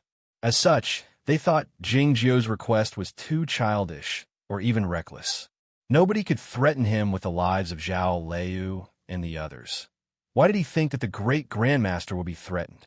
Even if the great grandmaster and the young priest had known each other for many years and were comrades who had fought side by side, how could her life be more important than the snow girl's? It was still deathly quiet on the beach, and the monkeys in the coconut grove had gone somewhere a while ago. The sound of the lapping of the seawater was even louder. After the great grandmaster had collapsed, the sand pagodas and stone pagodas had turned into piles among the trees and the cliffs, looking like scattered graves. If the great grandmaster had agreed to Jing Jiu's request, would those graves be useless? Lu Shui and the others looked at Hua, she beside Zhao Liu, wondering if it was possible. Time didn't flow too far, but it seemed that a long time had passed because it flowed too slowly. An extremely bright sword light suddenly illuminated the beach, the coconut grove, and those graves. There was no sign. Xin Yinmai and Tong Yin didn't expect it. Zhao Liu didn't expect it either. Even the great grandmaster and Jing Jiu didn't expect it. It was because she wasn't the one who wielded the sword. Everyone seemed to have agreed that if someone would be the first to attack, it would be her. The one who wielded the sword was Lu Shui. Huaxi's left arm fell on the beach. The blood stained the sand and gradually seeped into it. Zhuo Rujui's surprised cry came from a distance. Everyone looked at Lu Shui with complicated expressions in their eyes. When he stared at Huaxi a moment ago, they thought he was worried that the great grandmaster would be threatened. It turned out that he was preparing to wield the sword. The lone sword was the sharpest among the main swords of the 9 peaks of Aoyama. Huaxi didn't feel anything at all. She only reacted when she heard that exclamation. She felt a slight coldness coming from her broken arm, which then turned into pain. Her face was pale. She pressed her lips together and covered her broken arm with her hands, the blood flowing out from the gaps between her fingers. Drip, drip, drip. The broken arm fell on the beach and became wet, and the sand was stained a deeper red. Lu Shui walked up to Huaxi and started to treat her injury. Huaxi didn't refuse, nor did she say anything. She let go of her arm and let him treat her. It was easy for an immortal who could ascend to heaven to treat this kind of external injury. Moreover, he was from the Guochang Temple, so he was good at medicine. But he didn't have a chance to use it, so he treated her with great care and tenderness. The treatment was over before Huaxi felt anything. Lu Shui looked in her eyes and said earnestly, "I'm sorry." It was said that one should always give a carrot after a stick.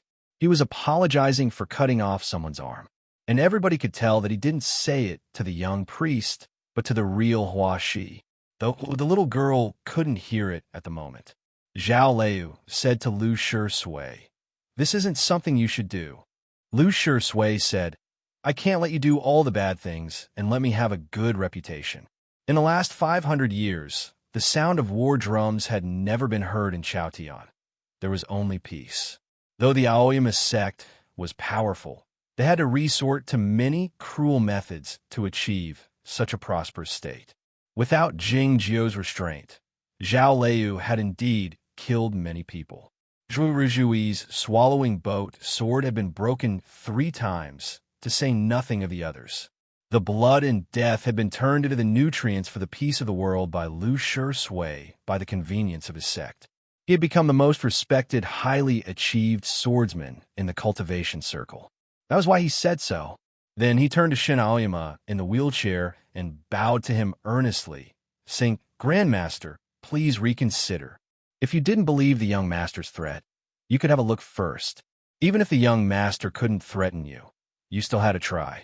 As such, Lu Shui chopped off one of Huaxi's arms before asking the grandmaster to reconsider. Shin Aoyama didn't do anything while Lu Shui was treating Huaxi's wound. All he did was look in that direction in silence. He pulled back his gaze after he finished treating Huaxi's wound and made sure that it had healed completely and even grew new muscles. There was a soft clank sound. The shadow of a streamer flashed in front of Lu Shui. The shadow of the streamer broke into pieces. He floated backwards, retreating into that coconut grove. A bright sword light burst out in the coconut grove. The leaves and the coconuts were crushed into powder. The coconut juice splashed all over the sky and fell down like raindrops, creating many small pits on the beach. A mournful sound of a sword could be vaguely heard. Lu Shui turned into a black fire dragon, shooting up into the sky. The dragon's scales fell down like the snow. He drew a rainbow with his left hand. The rainbow was cut off from the middle as soon as it was formed. There was another rustling sound. A few cracks appeared on the fan in his hand, and it separated weakly. Suddenly, a thunder sounded in the sky, but there was no lightning. Lu Shui fell from the sky and hit the beach heavily. A few deep marks appeared on the dragon tail inkstone in his hand. Peng Lang held the hilt of his sword and stared at the old man in the wheelchair. Zhao Leiyu's voice sounded faster than his sword. Do you really want her to die? Now she could kill Hua Shi with just a thought. No matter how strong the Grandmaster was, he couldn't stop her. The lone sword flew back from the coconut grove and hid behind Lu Shui. The mournful sound in the coconut grove should have come from it. At this moment, it was also very timid, even more timid than Ada behind Zhuoruzhui. Lu Shui was even worse. His clothes were torn, and blood flowed from the corner of his mouth. The 10,000 soul banner was cut open with an irreparable gap. The demonic skill of the Bloody Demon Church was useless. The God-stunning brush was cut off when it was just taken out. The fan couldn't withstand a single blow. The Dragontail Inkstone couldn't block the lightning either. In the end, he had the thought of giving up, so he didn't take out the seal of the king of the underworld. Lu Shui, the highly respected scholar with a high cultivation state and remarkable magic in Chaotian, had been defeated.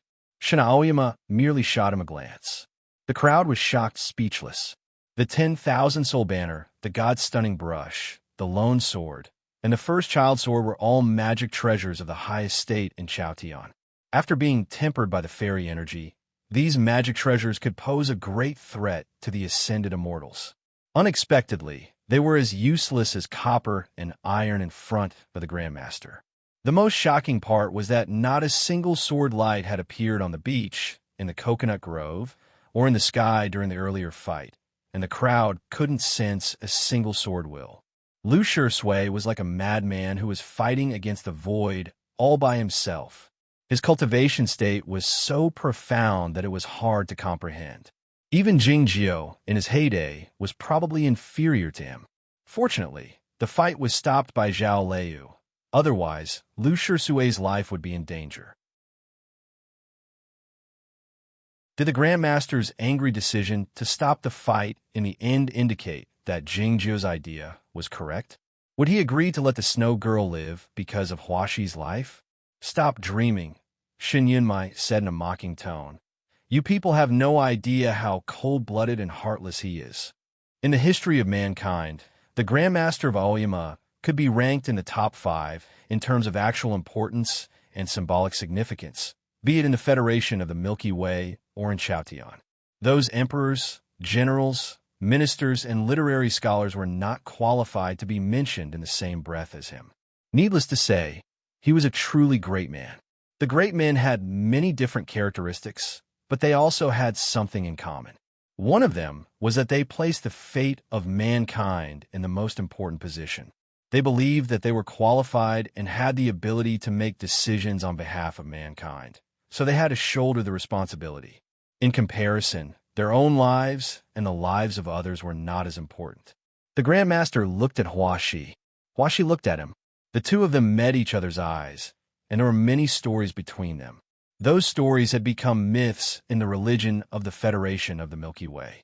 I'm not interested in your stories. Please make a decision soon. Jingjiu's feeble voice rang out mercilessly. Shen Aoyama closed his eyes. Then he opened his eyes. Hua Shi was aware of his choice, showing an angry expression on her small face. Interesting. Looking at Jingjiu, Shen Aoyama took out an object from his sleeve and handed it to Jingjiu. It was a hollow ball made of golden threads with a small shelf inside it, which could be used to store spices or light sources. It looked like a common piece of jewelry. There was a black rhombus-shaped gem inside the hollow ball made of golden threads. It should be a gem because it was so pure and gloomy. If the gazes fell on it, they would be swallowed up by it. Tong Yin and the others guessed that it should be the object Jing Jiu wanted, feeling shocked, speechless. End of this chapter.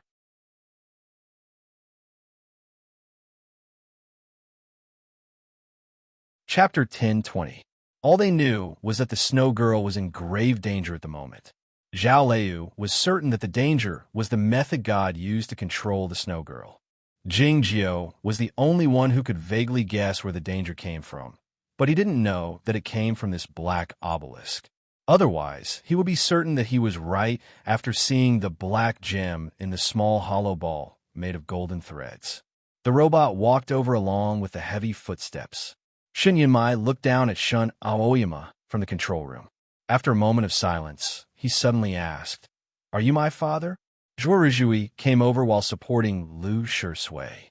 He happened to hear the question and asked reflexively, "Is the little frog looking for his father?"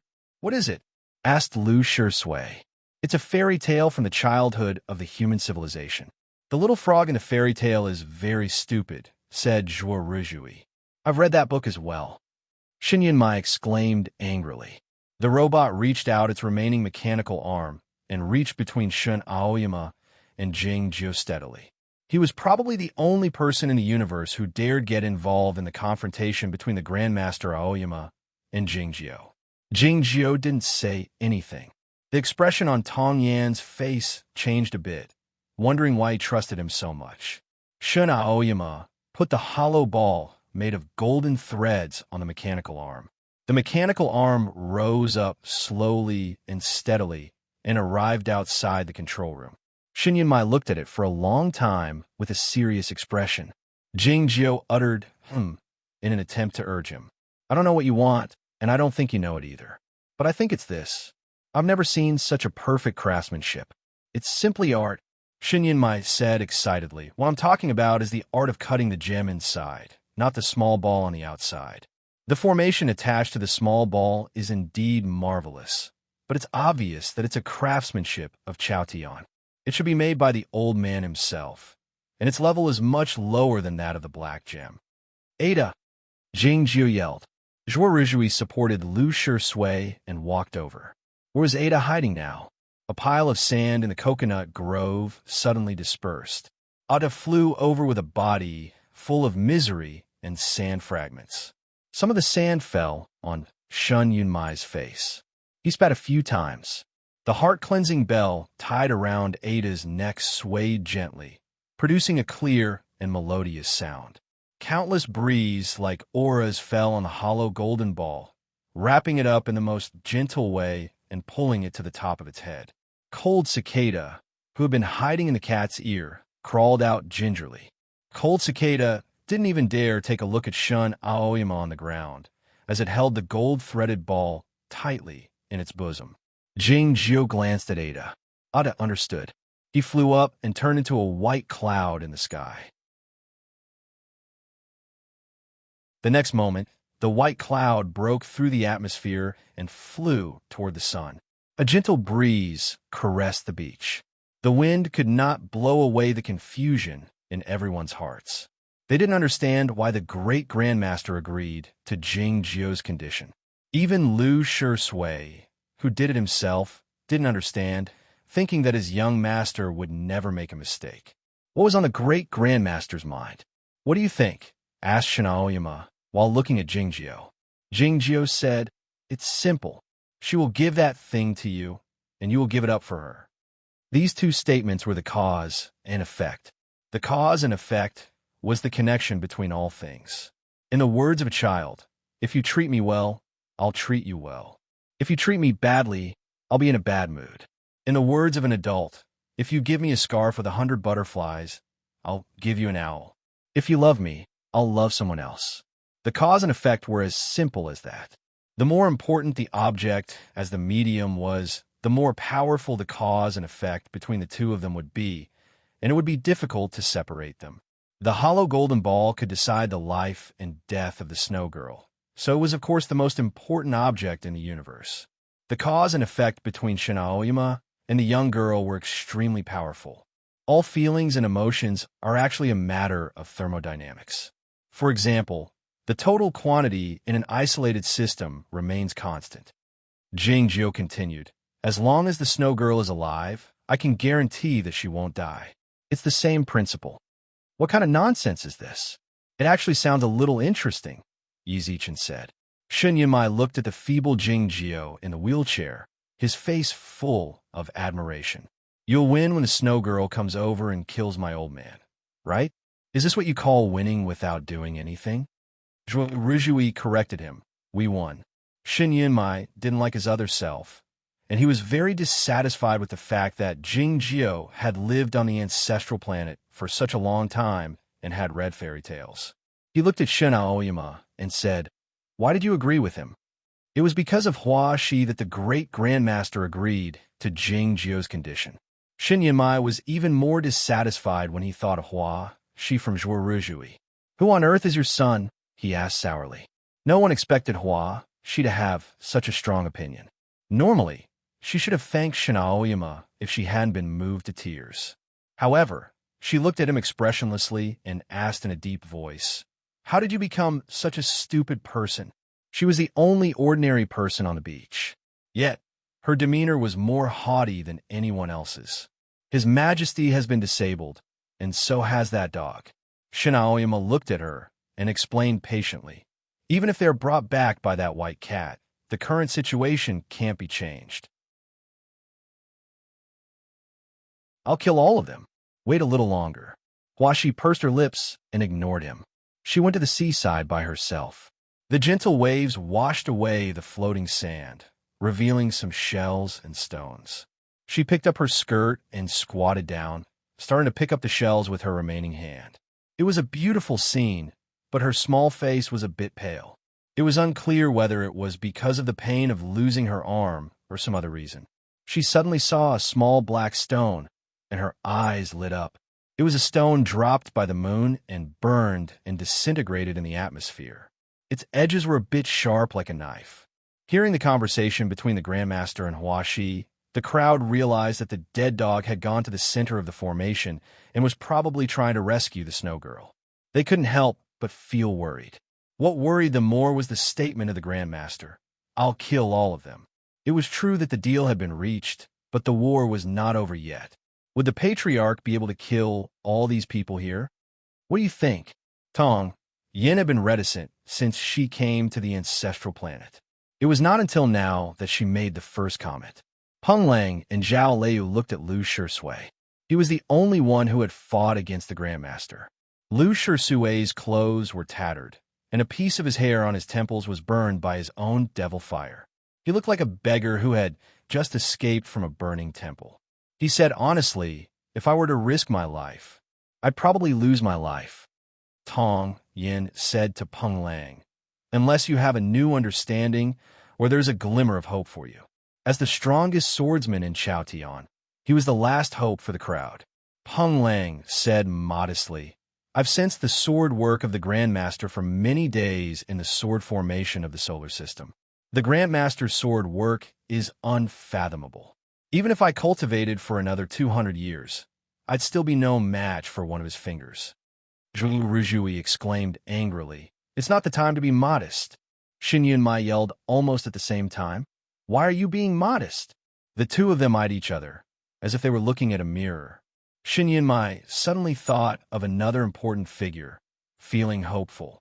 Where is the immortal Tan? He asked Tong Yin. If the immortal Tan hadn't waited for 2 years and broken the moon, they wouldn't have been able to reach the ancestral planet. Where's the immortal Tan? If he participated in the war, would he be able to turn the situation around? Tong Yin remained silent. He grew up on Cloud Dream Mountain, so he knew the immortal Tan very well. The fact that the immortal didn't stay here indicated that he didn't have a favorable view of the upcoming situation. The reason why he didn't have a favorable view of the situation was also clear. It was a problem that hadn't been resolved since the very beginning. And it was a problem that everybody avoided talking about on purpose. Jing Jiu could be controlled by the inherited Heaven Sword at any moment. When a Grandmaster held the all-in-one sword in his hand, who in this universe could be his equal? Even if the Snow Girl wasn't wounded, she might not be able to defeat him. even though he avoided talking about it.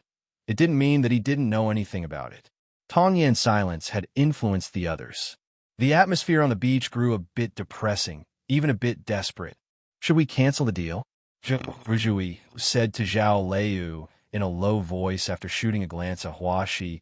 How about we use this little girl to threaten the Grandmaster to let us leave the ancestral planet?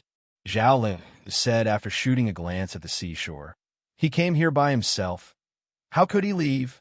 Zhu followed her gaze and asked curiously, what are they talking about?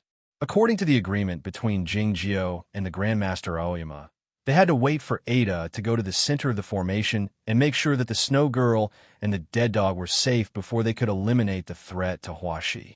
No matter how fast Ada could rise the clouds, it would take him some time to get to the other side of the sun and solve the complicated problem.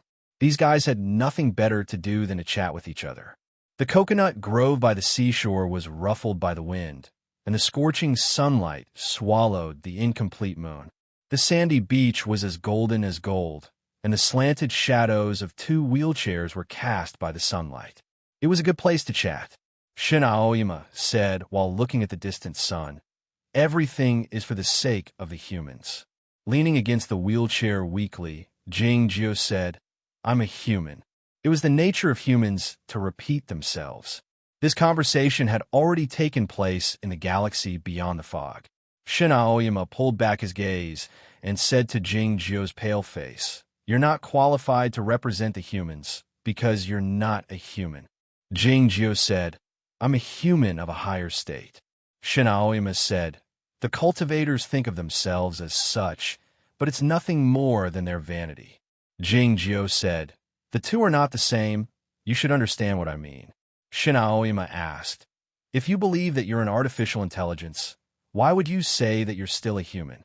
An artificial intelligence is a natural evolution of human civilization in order to adapt to this universe and survive longer, Jing Jiao said. It's a kind of continuation. Shin Aoyama said, from a jellyfish to a human is also a kind of continuation. Are you a jellyfish? At this point, regardless of whether it was sophistry or not, it was hard to continue. But Jing Jiao replied very quickly. I'm a part of human civilization. Human civilization originated from the homeworld, and all life on the homeworld since ancient times are me. Regardless of whether it was a jellyfish or a fish, a cockroach or a rat, a lion or a tiger, an oak tree or a flower, they could all go extinct. As long as he was alive, or any other life that originated from this planet was still alive, this thread of life would not be broken, and it would continue to move forward along the line of time.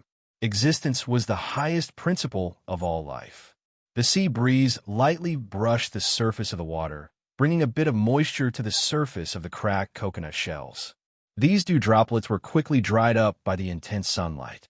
It was only because life was so fragile that it would continue to evolve in order to survive longer in the endless void of space.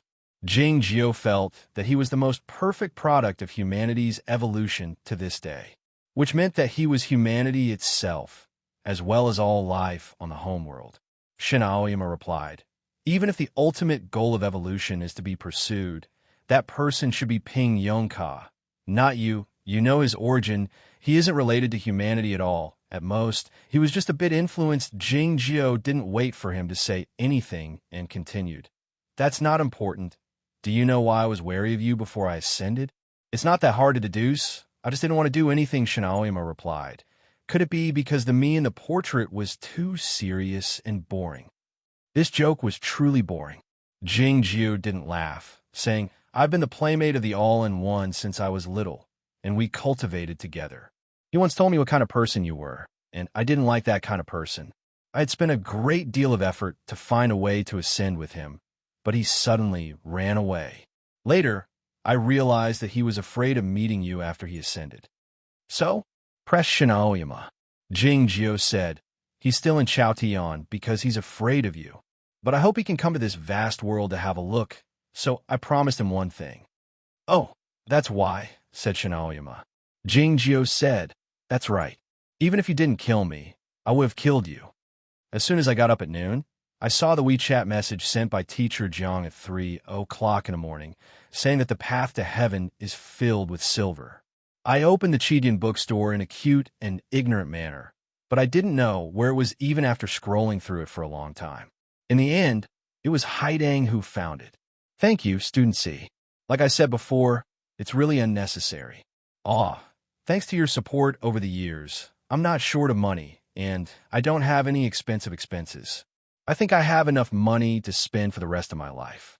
I'm grateful for the subscription, but I don't need the tips. I want to thank Student C and all the students who have tipped me before because I didn't want them to do so. Thank you. Besides, why did teacher Jiang send the message at 3 o'clock in the morning? It was because he went to bed before 8 o'clock every night and got up at 3 o'clock to write his story. What a formidable doctor friend. His Doctor Without Sleep is published. It has a similar style to the previous live broadcast of the surgery. If you're interested, you can check it out.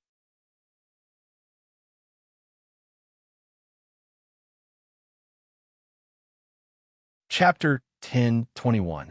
Zhuoruzhui and the rest have been staring at the two wheelchairs on the beach. This conversation would definitely be written in human history, so how could it not be heard and recorded? Therefore, they were all eavesdropping. They were nervous and vaguely excited, as if they were doing something bad. In order not to disturb that conversation, their communication was done through divine sense. Several divine senses converged together, affecting the flow of the air, forming a fuzzy mass of air. Sect Master is still as arrogant as ever. Who would make the first move? How dare you say that I'm a human? The old man told you to read fairy tales. Didn't you read the history books? Who could compete with that woman? An emperor said something like that. Ancestral Master's words are sharp. How should I respond? I'll bring up the rear. Are you going to admit that you are a jellyfish? Young Master, that's great. I'm all of your lives. If only we didn't have to fight. He can't hear us. Sure, Sway. Can you stop flattering him? Don't be lenient later. Throw out your Dharma treasures as well. This sword is not bad. If we're talking about the direction of human evolution, it should be Ping Yongka, or that little girl. Does Miss Chinger count? By the way, where was she? Will she join a battle? Ping Yongka has nothing to do with this world. What did that mean? The all-in-one sword had other origins? I wish he was here. The sect leader actually said that this isn't important and changed the topic so abruptly. How shameless. Can he really get rid of the control of the inherited heaven sword? The immortal sect master wanted to kill the great grandmaster back in Chaotian. Why? Does he really have a way? The conversation between the divine senses came to an end because the discussion had been completed. How boring. Xinyan Mai said, the nature of human beings is indeed repetition. Lu Shui asked seriously, what do you mean? Xinyan Mai said, life, evolution, these are things that should have been figured out at a young age. Why are you two old guys who have lived for so many years discussing them so earnestly? Are you trying to stall for time, or are you really bored? Really? Lu Shui and Peng Lang were a little confused. We've never thought about it. Xinyan Mai clicked his tongue. When he was about to mock her, he suddenly found that there was something wrong with Zhao Leiyu. Zhao Leiyu did not participate in their discussion. She had been paying attention to the Flower Creek by the sea. Flower Creek was quite close to the two wheelchairs. If the Grandmaster were to act, she would have to kill him. The little girl would occasionally squat down to pick up shellfish. The sea breeze blew her hair and cut sleeves. Her pale little face was a little red from the sun, and beads of sweat gradually formed. Who would have thought that such a lovely girl would die at any time? Several sword lights shone from his sleeves. Zhao Leiyu disappeared from where she was and instantly appeared beside Hua Shi. Lu Shui and the others reacted quickly. Another dozen or so sword lights appeared out of thin air on the beach. They also came to Zhao Leiyu's side. Tong Yin also floated over using the heaven and earth escape technique. Only the robot was left standing on the beach. Xinyan Mai sat down after swearing a few times. Zhao Leiyu and the others looked at the sea warily. A small storm came from the sea and then disappeared immediately. The surface of the sea rose slightly. A man in a black Taoist robe walked out. He was the sword whiz Shang. When he left Mars, he grabbed Ada's hair and hung him all the way here. Ada did not do anything until they reached the atmosphere of the ancestral planet. Then, he suddenly launched an attack and shot Shang into the distant sea. He did this because he did not want Shang to participate in the upcoming war. However, he did not expect that Jingjiu did not act immediately after meeting with the Grandmaster. Instead, he exchanged the lives of Hua Shi and the Snow Girl, and then they began to chat. Even in the boundless sea, such a long time was enough for Shang to find them. Everyone looked at him warily, including Peng Lang. No one knew whether the sword was Shang would break the temporary peace. What if he did not want to save Hua Shi, but to kill Hua Shi and help the Grandmaster gain the right to act freely? And Shang didn't pay any attention to them.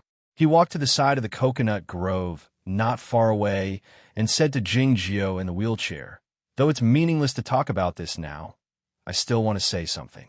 If the great Grandmaster hadn't founded the Green Mountain sect, you wouldn't be here today, and these juniors wouldn't be here today. Do you lack basic respect for him?" Hearing these words, Lu Shui lowered his head. Zhuo also felt uncomfortable. Peng Lang could not help but sigh as he thought that if the Grandmaster did not establish the sect on Longevity Mountain, he would not be here today. Zhao Liu and Tong Yin also remained silent. They had all learned the swordsmanship of Aoyama. No matter how they looked at it, they should have received the favor of the Grandmaster.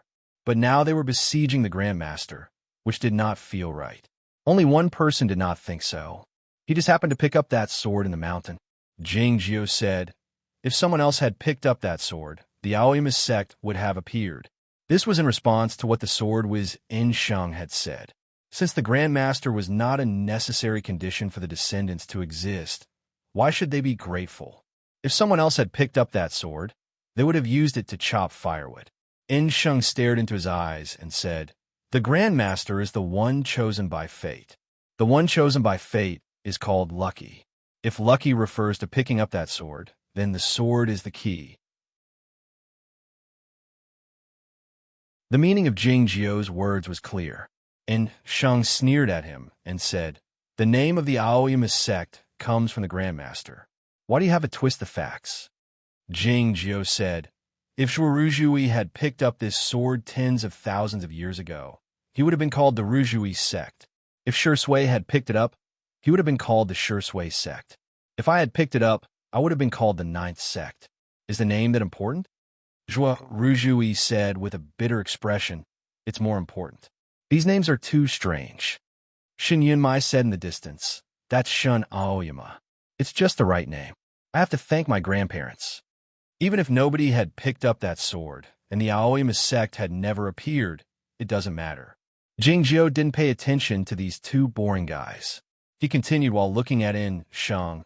I can go to the Cloud Dream Mountain, the Guochang Temple, the Mirror Sect, or the Kunlun Sect. I will still be invincible in the world. Zhao Liu couldn't bear listening to him anymore.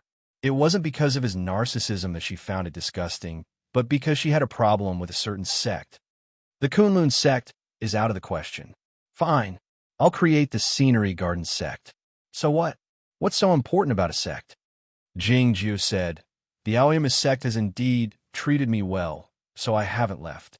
But it's the Aoyama sect that will be established in the future. It has nothing to do with the portraits in the small building. His memories and feelings for the Aoyama sect started from the great Grandmaster, the immortal Daoyuan. If the members of the Aoyama sect were naturally close to each other, then what about those senior masters whom he, his big brother, the Dead Dog, and the Dark Phoenix had killed years ago?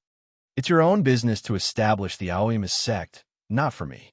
Jingjiu continued while looking at Shun Aoyama. You have no idea that there will be another me in the world tens of thousands of years later.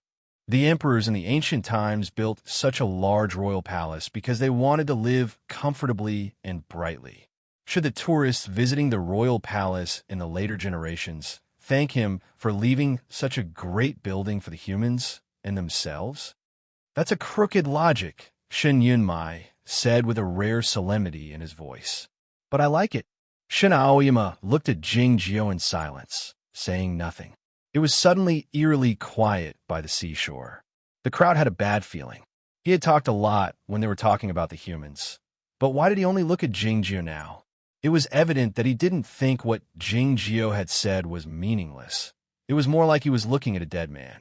Since he was going to die soon, he might as well say whatever he wanted. Jing Jio talked too much, which was not in line with his temperament. Why would man talk too much when he was about to die? A gust of wind suddenly rose. The sound of the wind was rustling in the coconut grove. The wind came from the surface of the ocean, the sky, and the atmosphere. It brought a vague but clear message. The message from the distance was a letter of peace. Ada didn't disappoint them. The crisis on the other side had been resolved. Yet, the atmosphere by the seashore didn't become relaxed. On the contrary, it grew more intense. The resolution of the crisis on the other side meant that the agreement had come to an end, and the peace on this side would cease to exist. The intense atmosphere and the vague pressure even affected the sea. The waves surged onto the beach and suddenly became sticky. Then the waves gradually solidified like a still sculpture. Huashi squatted down and gently pulled a piece with her finger. She found that it wasn't ice, but some kind of jade-like existence. The Grandmaster looked at Jing Jio. Jing Jio grunted softly. Zhao Leia looked at the little girl on the seashore who didn't seem to care about anything, and withdrew the several sword wills. Huashi's body trembled slightly. After a moment, she slowly stood up and turned to look at the coconut grove. Her gaze fell on Shin Aoyama's face. Shin Aoyama didn't look at her, but still looked at Jing Jio. The silence by the seashore was suddenly broken by the footsteps. Zhao Lei didn't pay attention to it. She just lowered her head and looked at her palm. The sword wills taken out from Huashi's head were like thin ice lying on her palm. They were so quiet and gentle, like the wings of a cicada in winter. The footsteps were very steady, and the intervals were exactly the same. A row of footprints appeared on the beach. They were obviously bare feet. The gray checkered shirt was already in tatters, and the shoes couldn't be preserved. Lu Shui walked up to the wheelchair and bowed, saying, "This junior would like to ask for instruction, Grandmaster." Looking at this scene, Zhuorujui's expression changed slightly. Wasn't Zhao Lei the first to attack? Go, Zhao Lei said in her mind. The thin sword essences in her palms suddenly melted and turned into two sword lights. The sword lights were slightly curved, like arcs of light. The next moment, the two arcs of light appeared by the coconut grove behind the wheelchair. The arcs of light gradually became real. They were two thin membranes, and there seemed to be a filamentous structure between them. They were a pair of transparent wings. They were on Qing-er's body. It wasn't that the two arcs of sword lights had left on their own, but that Qing-er had stuck the sword lights on her wings. Then, she appeared noiselessly behind Shin Aoyama. It was even more mysterious and traceless than the escape method of heaven and earth at the Zhongzhou school, and even faster than the underworld fairy sword. The transparent thin wings fell down noiselessly. They slashed down along with the two sword lights. In the meantime, the tip of a sword poked out from the sand under the wheelchair of Shin Aoyama. It was as red as blood. It was the first child sword that had been sharpened by Zhao Lei with her blood. Countless sword lights lit up in the deep part of Zhao Lei's eyes. The sword lights penetrated her black and white pupils, giving off an awe-inspiring aura. A few sword lights came out from the hair on her temples and the cloth belt around her neckline. Why was the shapeless sword body so ghastly? The stars dotted the night sky. The peaks of Aoyama were quiet and a bit boring. Sitting on the black rock on the top of Qingrong Peak, Nan Wang looked at the starry sky in silence. Compared to before, she had changed a bit, like the flowering tree by the black rock that had grown many new branches. For instance, she didn't lie on the black rock, nor did she drink wine. More importantly, she didn't sing.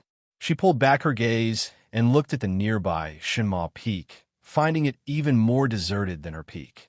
Those people had either ascended or gone to the ocean. The scene that could be seen by the cliff's edge had disappeared a long time ago, and it was unlikely that it would appear again. The starry sky suddenly grew dimmer, and a strong wind suddenly whipped up in the night sky. The energy of heaven and earth was slightly disturbed.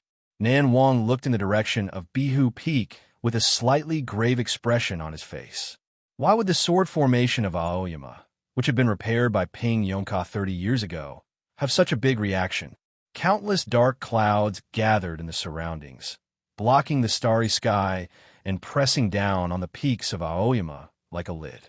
A dusty dragon emerged from the top of Qingwang Peak and arrived on the top of Qingrong Peak. Ping Yongka bowed to her and said, "There will be heavenly thunders later." The heavenly thunders were not the heavenly punishment, but they were still a rare phenomenon in the sky, which usually meant something important. Nan Wang raised his eyebrows and asked confusedly, "Does the immortal sect master know the reason?" After a moment of silence, Ping Yongka looked at Bihu Peak in the distance and said, "Let's wait and see." The eye of the sword formation of Aoyama was located in the sky above Bihu Peak. It didn't take long before innumerable thunderbolts struck down from the clouds, illuminating the peaks of Aoyama very clearly. The disciples of the peaks had received the order that they were not allowed to wash their swords in the thunderstorm tonight, so they stayed in their respective manor caves. Most of the thunderbolts landed on the top of Bihu Peak. The lake water was turbulent, the waves rising continuously, and the mist rising occasionally. The thunderstorm tonight was indeed formidable. The thunder soul wood in the palace hall had been tempered into 2 pieces in a short time. "Have you found anything?" asked Nan Wang while looking at Ping Yongka. "Something happened outside," said Ping Yongka with a pale face and a strange expression on his face. Nan Wang understood what Jingjiu meant, and the expression on his face changed. Ping Yongka could tell that because he had seen the emotionless look in that person's eyes many times tens of thousands of years ago. It didn't take long before the heavenly thunder stopped. The dark clouds dispersed, and the starlight shone down, as if nothing had happened. But was it true that nothing had happened? Ping Yongka sat on the black rock with his head lowered while hugging his knees, as scared as a little kid. Nan Wang said expressionlessly, "Since we can't change anything, all we have to do is be ourselves. What should I do then?" Ping Yongka asked blankly. Nan Wang said, "There will be new sword-washing disciples entering the mountain gate tomorrow. You are the sect master, so you have to make some arrangements."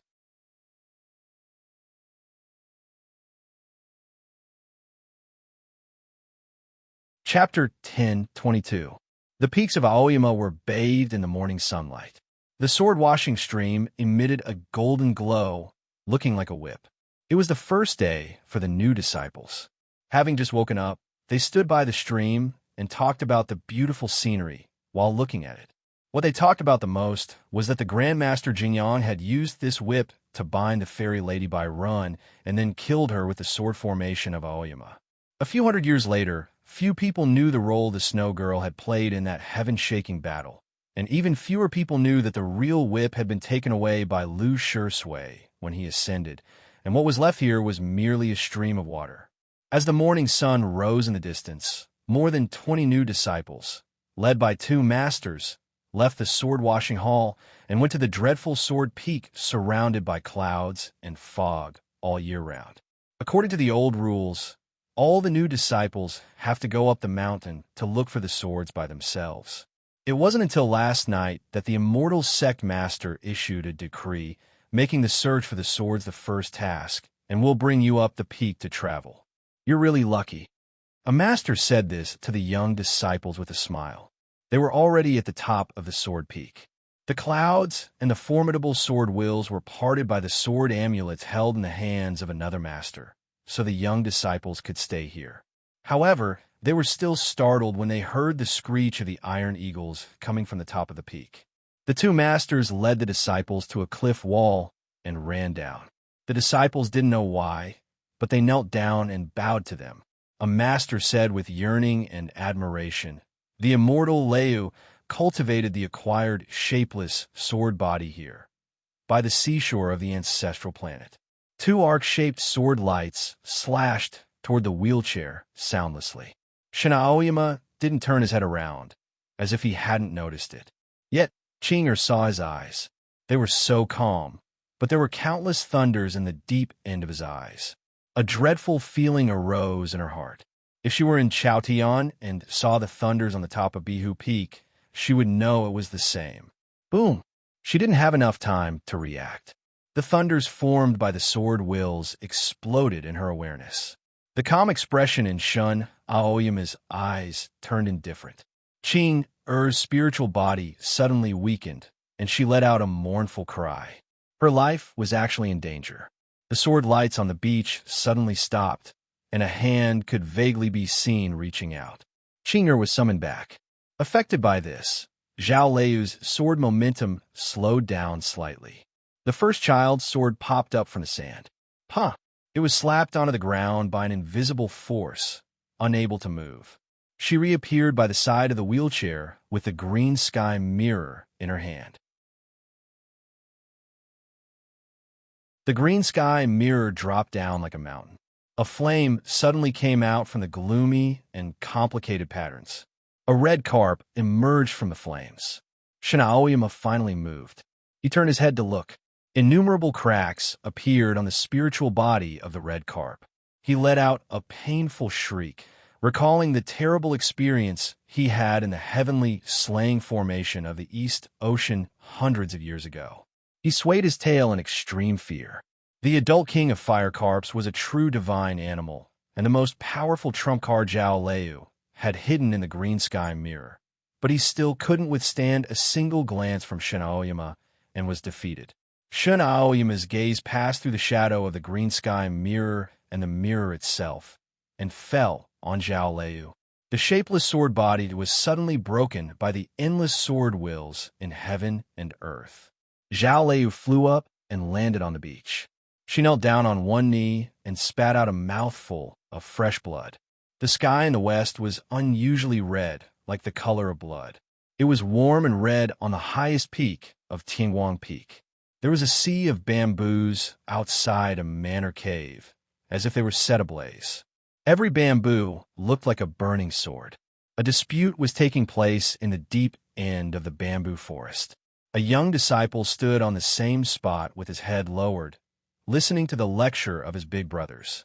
"How dare you cut the bamboos? What are you thinking?" The disciple said in a low voice. "I intended to make a bamboo bed, but I didn't even cut 2 bamboos before. You were caught? How do you know it's a catch?" A big brother said angrily while looking at him. "Don't you know this is the holy land of our Aoyama sect? Who dares to cut these bamboos?" The disciple retorted indignantly. "The sect rules don't say that the bamboos here can't be cut." Another big brother was so angry that he laughed out, asking, "Do you know who planted the bamboos here?" "The sage Lu planted them here many years ago. Do you think you're qualified to use them?" Hearing this, the young disciple couldn't stand it any longer, exclaiming, "It's just a piece of bamboo. The sage Lu is not a member of our Aoyama sect. There's no need to do this." The big brother sneered and said, "You can ask anyone in the cultivation circle and find out the relationship between the sage Lu and our Aoyama sect. And do you know whom he planted these bamboos for? If you don't know anything, just ask. Don't be stupid." Lu Shui didn't know that the juniors of the Aoyama sect were arguing about the bamboos he planted. If he knew about it, he would think it was not a big deal for the young disciple to cut some bamboos. The few clusters of green bamboos had turned into a sea of bamboos, becoming a famous scene on Tianguang Peak. There was only one young master, so he didn't need so many bamboos. As for the young disciple's stupidity, he had no right to voice his opinion. He seemed to be an honest, steady, and even dull guy, but he was more muddle-headed than anybody else when it came to the actual situation. For instance, as he stood in front of the wheelchair, he saw the Grandmaster didn't seem to have done anything.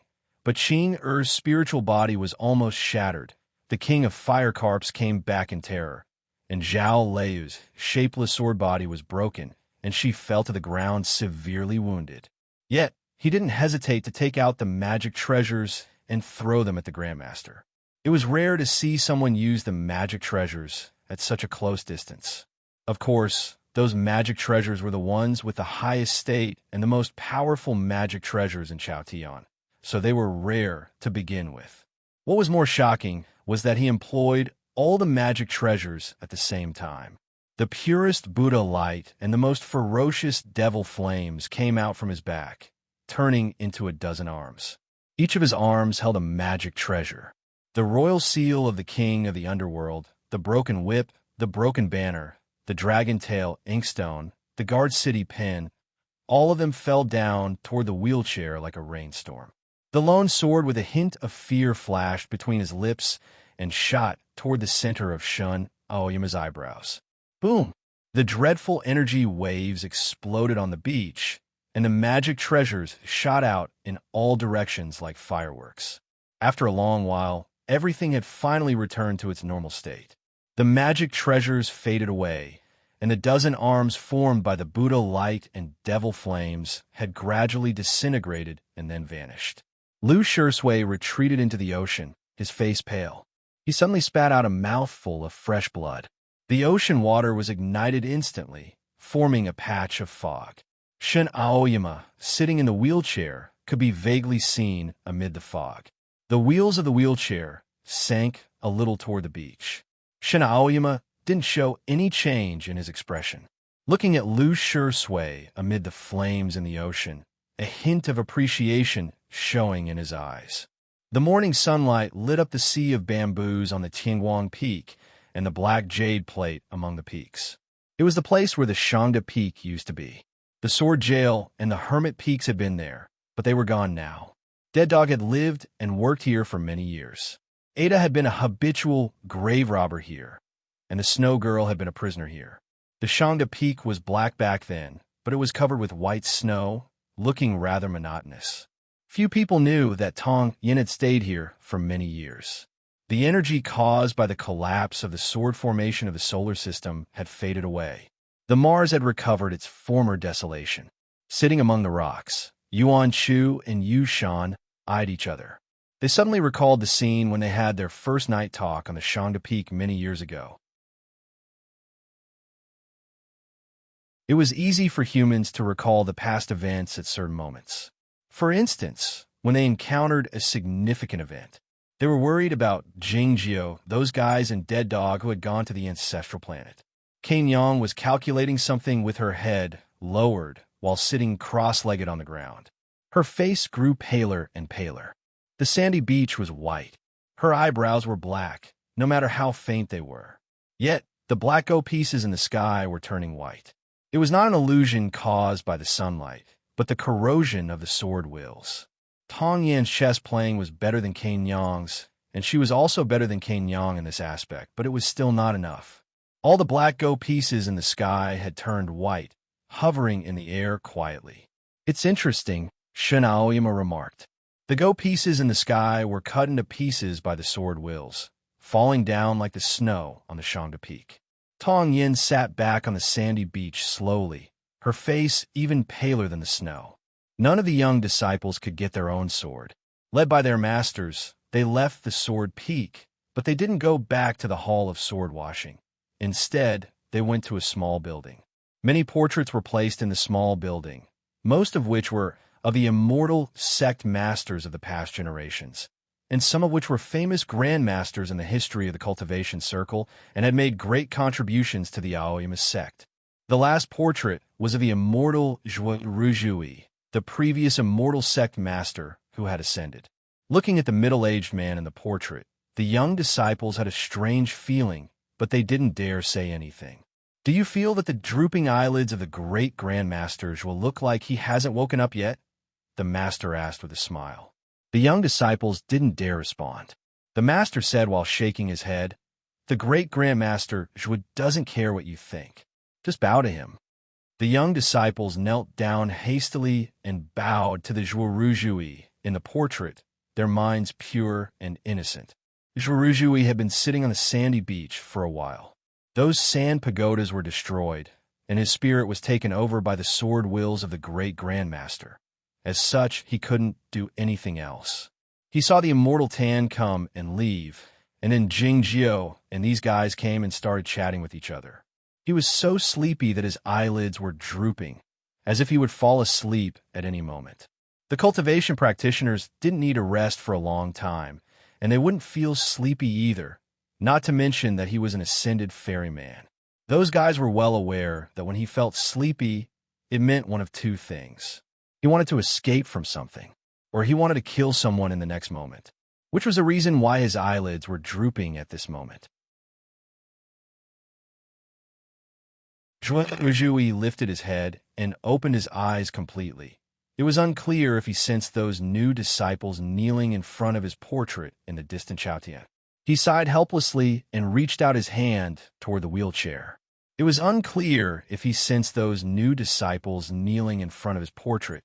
Countless fine sword wills left his fingers and formed a sword formation of inherited heaven at a high speed. Everything here was the sword wills of the great Grandmaster, and they could be combined according to his will. According to what Jing Jiao had said into Yuan City, this was a sword formation of all in one. How could he dismantle the sword formation of all in one?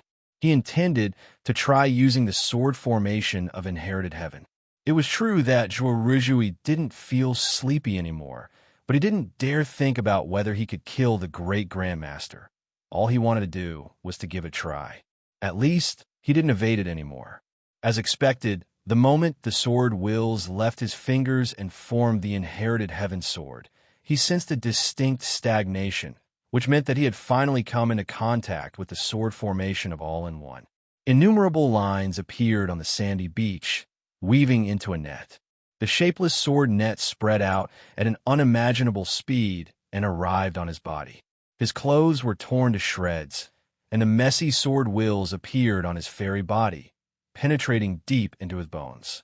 Zhuo Rujui didn't cough up blood, because the blood came out from the holes in the swords and ignited the sandy beach.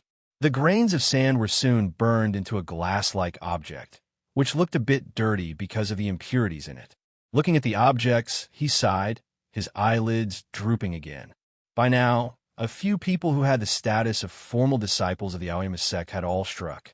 One person hadn't struck yet. He was the undisputed number 1 swordsman in Chaotian. Peng Lang walked toward the great Grandmaster while holding his sword. He didn't use the sword style of the Go sword that he had studied with Zhao Liu and Lu Shisui.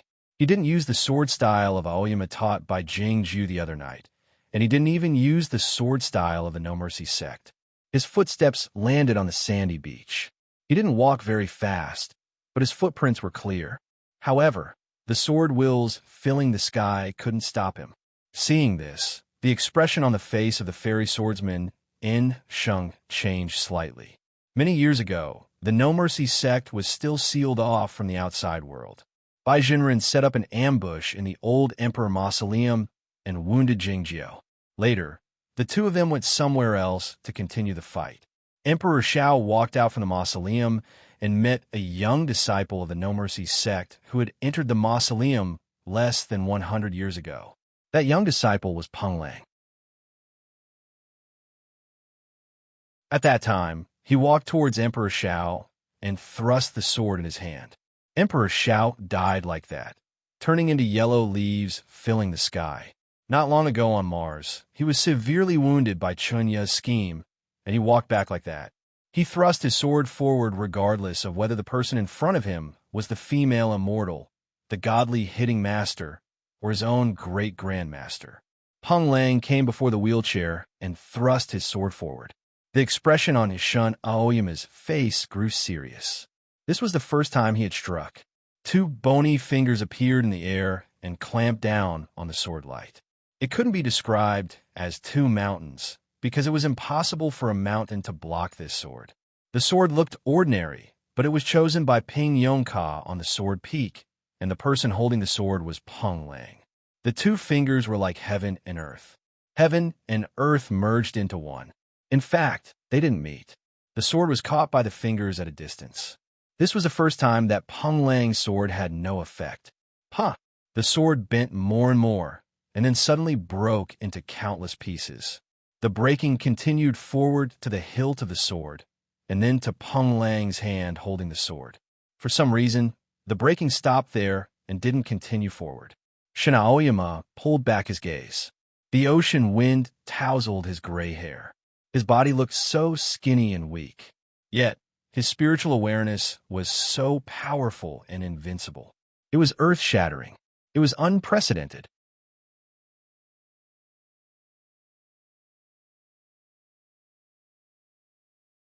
Chapter 10:23. The young disciples who had just entered the gate continued to tour the small building under the guidance of their masters, bowing to them one after another.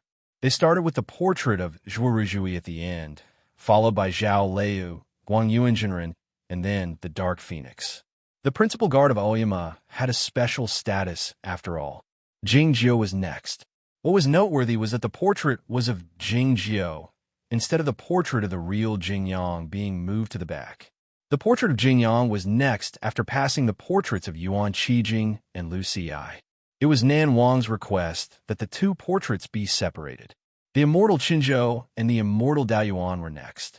At this point, the young disciples were very unfamiliar with the portraits and names, and gradually quickened their pace. The portraits moved backward quickly.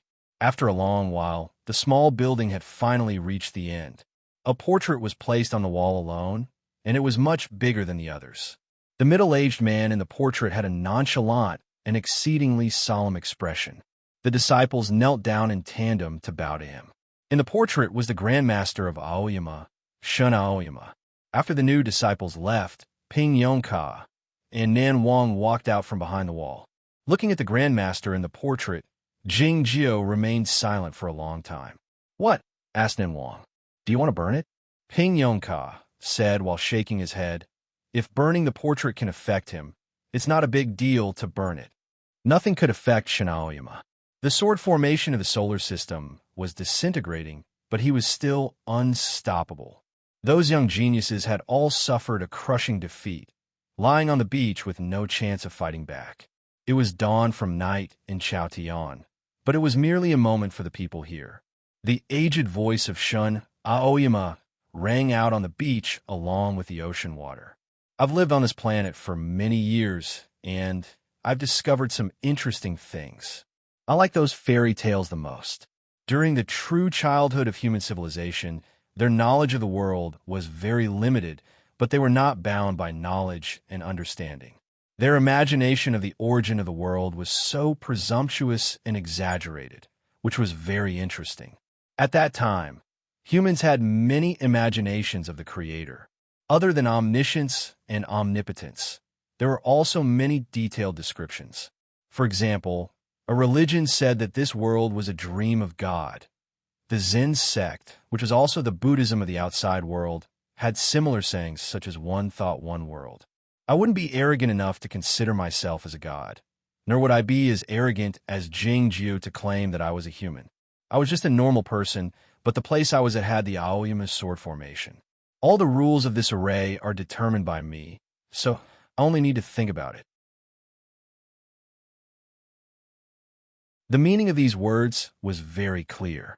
Like Jing Jiao into Yuan City, the great Grand Master had already reached the true state of all-in-one sword. In the words of Jian Shalai, the all-in-one sword was more like a sword formation. Jing Jiao suggested that they call it the all-creation sword array. Wherever Shin Aoyama was, there would be the all-in-one sword formation. In this sword formation, everything could be turned into swords according to his will. It was no different from a god. Nobody could defeat him in this all-in-one sword formation. The only person in the universe who had the same cultivation state as him and also possessed the all-in-one sword formation was a patient with high paraplegia. That was why he didn't heed the threat of Jing Jiao and agreed to the agreement. Everything was under his control. He was willing to exchange the snow girl for Huaxi's life. Looking at Jing Jiao in the wheelchair, Zhao Liu thought that he had come to the end. He said on the battleship that he had a solution. Did he really have one? Or was he just trying to comfort her? The others looked at him as well, wondering if they should try harder. Jing Jiao was thinking about something as well. He was thinking about the grand ceremony of the sect master that year. His big brother came back to Aoyama through Lu Shui and said something to him on a peak. "I want to summon the wind and rain. I want to travel 10,000 miles a day. Later, he said the same thing when he went to EC to save the world and gave himself to Ping Yonka. Shin Aoyama said that this world was a dream of a god. Did he want to live in a dream? I don't want to, he said softly. The waves suddenly became bigger, rumbling like thunder as they crashed onto the beach. After leaving the small building, the new disciples were brought back to the hall of sword washing. Next, they would officially start learning the kendo of Aoyama. It was very quiet in the room. The young people were a little excited, but they didn't dare to make any noise. The morning light was getting brighter. It passed through the window and fell on the desk. A handsome young man took the book given to him by his teacher. He was almost dazzled when he saw the words Sword Codex written on it. He moved his chair back and hid in the shadow. He opened the first page nervously. On the first page of the Aoyama Sword Codex, there were 4 words, all in one sword. The 4 words were written beautifully. They seemed to have some kind of magic power, as if they would fly in the next moment. The young man was lost in thought when he saw the 4 words, wondering what they meant. The sound of the waves was very loud. Jingjio's voice was a little weak, so it was difficult to hear him clearly. The crowd fixed their eyes on his face. The sunlight shone on him like rain falling on a lotus leaf. It was very beautiful. It seemed to have some kind of magic power, as if he would stand up in the next moment. What did you say? Shin Yunmai shouted. I said I. Jingjio repeated the word in a low voice. I don't want to. As the 2 words came out, the waves suddenly quieted down and turned back to the blue glaze. The coconut grove also quieted down. The watermarks on the beach were no longer changing. The sword formation between heaven and earth suddenly loosened. Peng Lang took a deep breath and took a few steps back, standing next to Lu Shui. Zhuo Rizhui didn't feel sleepy at all. He rolled and crawled to hide behind the shabby robot. The expression on Tong Yan's face improved a bit. Zhao Liu was the only one who kept staring at Jingjio's face. It was unclear if she was wondering what method he was going to use. Only the all-in things could control all in the world. Jingjio was the only one in the world who could use the all-in thing sword formation to resist Shin Aoyama's all-in thing sword formation. The thoughtless sword just doesn't want to. Jingjio went on. I've been taught by others to think of this idea. Shin Aoyama said, you want me to not want to? That's also thinking. It's just a bit of consciousness that leaked out, which could at most change the surroundings. It can't even affect this small island. So how can it change the overall situation? If Jingjio really didn't want to think of anything, how could he build his own sword formation? Yes, Jingjio said. Shin Aoyama looked at the red sword rope on Jingjio's neck and said, if you untie it, maybe you can give it a try. Shin Yunmai yelled in the distance, don't listen to him. Shin Aoyama said, look, even that unfilial son knows it can't work. How could he not know it? It was true. Everybody knew that the sword rope couldn't be untied. It had nothing to do with courage, but with the simplest logic. It was a fundamental problem that couldn't be solved. If Zhao Liu untied the sword rope, Jingjio would regain his freedom, both physically and mentally. But before he could deploy the all-in-thing sword formation, his spirit would be crushed by the inherited heaven sword, and his body would be controlled by Shin Aoyama. Besides the myths, there are other stories on this planet. It said that all dogs were wolves in the beginning. Those wolves were ferocious. They traveled thousands of miles to eat meat. They would never eat sh*t. Later, these wolves were captured by humans and beaten with sticks until they didn't dare to fight back. Then, they were chained and fed meat. That was how they were domesticated into dogs. When they got used to being dogs, they didn't dare to run away even if the chains were untied. Even if humans gave them sh*t, they could only eat it. Shin Aoyama pointed at Jingjio's neck and said, don't you think this is like a dog's collar? It's a good story, but it can't be used here. Jingjio went on, this sword rope is like a breathing machine for me. It can support me to come here while I'm conscious. Is it important to be conscious? Shin Aoyama asked.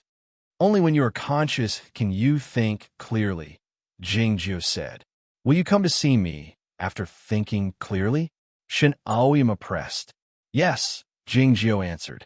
And then, Shen Aoyama pressed. I'll kill them, of course, Jing Jiao said. This sentence did not make sense at all. It didn't make sense. Yet, the beach was in a deathly silence. It happened that the ocean waves had stopped, and so were the trees. He had said on that battleship that he had thought of a way to deal with the great Grandmaster a long time ago, even before his ascension. Zhao Lei didn't believe it, or she was well aware that it would be extremely dangerous for him if there was indeed such a way. As such, she pretended that she didn't know anything about it. It wasn't until he revealed it himself. What was the way then? Why did you watch these juniors get injured? Shen Aoyama said, It means that they might die in that way. It's possible. That's why I need time to think, said Jing Jiao. It's because I'm not a sage, a Buddha, or a god. I'm merely a life. I have to think more when encountering such a situation. And I'm also a bit greedy. What if these guys suddenly become powerful and kill me, or die of old age at this very moment? Wouldn't it save me a lot of trouble? Shen Aoyama suddenly asked. Do you want to learn from Nanshu? Upon hearing this, Zhao Lei and the others were startled. Many years after Jing Jiao left Chaotian, the forbidding formation on the foggy island in the South Ocean was broken. Lu Shisui led them there and obtained the inheritance of Nanshu's sword work with the token left by Jian Shilai and his own sword. Later, they went to the Snowland and consulted with the Snow Girl and Peng Lang for many years. Eventually, they created the ghost sword of a new generation. Hearing what the great Grandmaster said, they had guessed what Jing Jiao intended to do. If Jing Jiao could separate the sword ghost from his body like Nanshu had done back then, he would be able to ignore the fact that his body was controlled by the inherited heaven sword. As long as his sword ghost could kill the great Grandmaster, he would be able to overcome the predicament. The problem is that we can't learn from Nanshu. It's because there is no sword ghost. Shen Aoyama went on calmly. The sword ghost is the product of the spiritual soul of the cultivation practitioners and the flying sword. It is the product of Jingyang's spiritual soul and the all-in-one sword. There is only one sword ghost. How can we create another one? I'm not surprised that you have thought of this, said Jing Jiao. Shen Qingshan said, I've read that book, remembering that the Origin of Earth had read Preable's book. Jing Jiao hadn't encountered any difficulties in cultivation during the hundreds of years after he was reincarnated and cultivated in Aoyama, except that he encountered a problem when he was in the undefeated state. To solve this problem, he went to the demonic prison in Zhaoga City and found the former king of the underworld to learn how to control the soul fires. The two outstanding swordsmen had spent many years creating the underworld fairy sword. It was a serious problem that they had spent so much time and energy to solve. The problem was that he couldn't nurture his own sword ghost, so he couldn't separate the sword ghost from his body like Nanshu had done. The spiritual soul of the immortal Jingyang merged with the all-in-one sword to become Jing Jiao. It was a whole entity that couldn't be cut or separated. It was like the color and fragrance of a bunch of fresh flowers.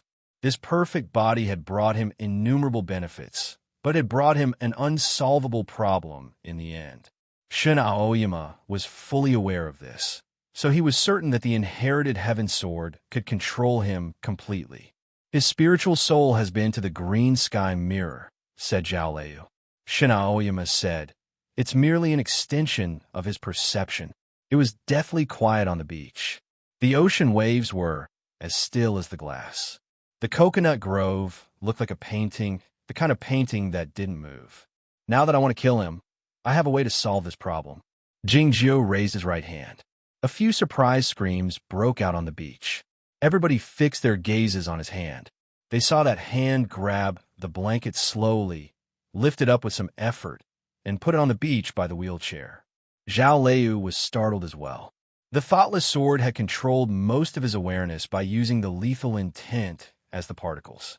He had been a paraplegic for the last few days. He couldn't even move his fingers. Why could he suddenly move his fingers? Jing Jiao's right hand continued moving up toward his neck. The red rope of the sword looked like a good-looking collar. Zhao Lei guessed what he was going to do, her expression changing slightly. Calm down, Shen Yimai yelled. Zhou Rizhui also yelled something that was out of character, Don't joke around. Standing in the ocean water, Lu Shui and Peng Lang wondered what was going on, feeling bewildered. Tong Yin stared at his fingertip without blinking her eyes. The atmosphere became exceedingly tense, making it hard for them to breathe. It was then that Hua Shi, who hadn't spoken for a long time, suddenly spoke. Have you really made up your mind? Jingjiu looked at her in silence. He uttered, It was unclear if he recalled the days in the 720 building. Hua Shi turned around and walked toward the beach. She came to the edge of the pool and sat on a small stool. Jingjiu's fingertip touched the sword rope around his neck. His finger trembled a bit, probably because the sword rope was a bit cold. Even though he was a weak patient, it was still hard to believe that such a thing had happened to him and his hand. The fingertip squeezed into the sword rope with some difficulty, and then slowly pulled it out. The surprised exclamations and the shouts of Shun Yunmai and Zhuo Rizhui rang out again on the beach. If the sword rope was opened, his consciousness would return to normal, and the program would come to life immediately. It would control his body, just like how the sheath of the inherited heaven sword was put into the all-in-one sword. What happened then? Shin Aoyama watched all this in silence, doing nothing. The all-in-all in sword formation was extremely powerful, but it was difficult to destroy Jingjiu's body. He was willing to wait and see what would happen.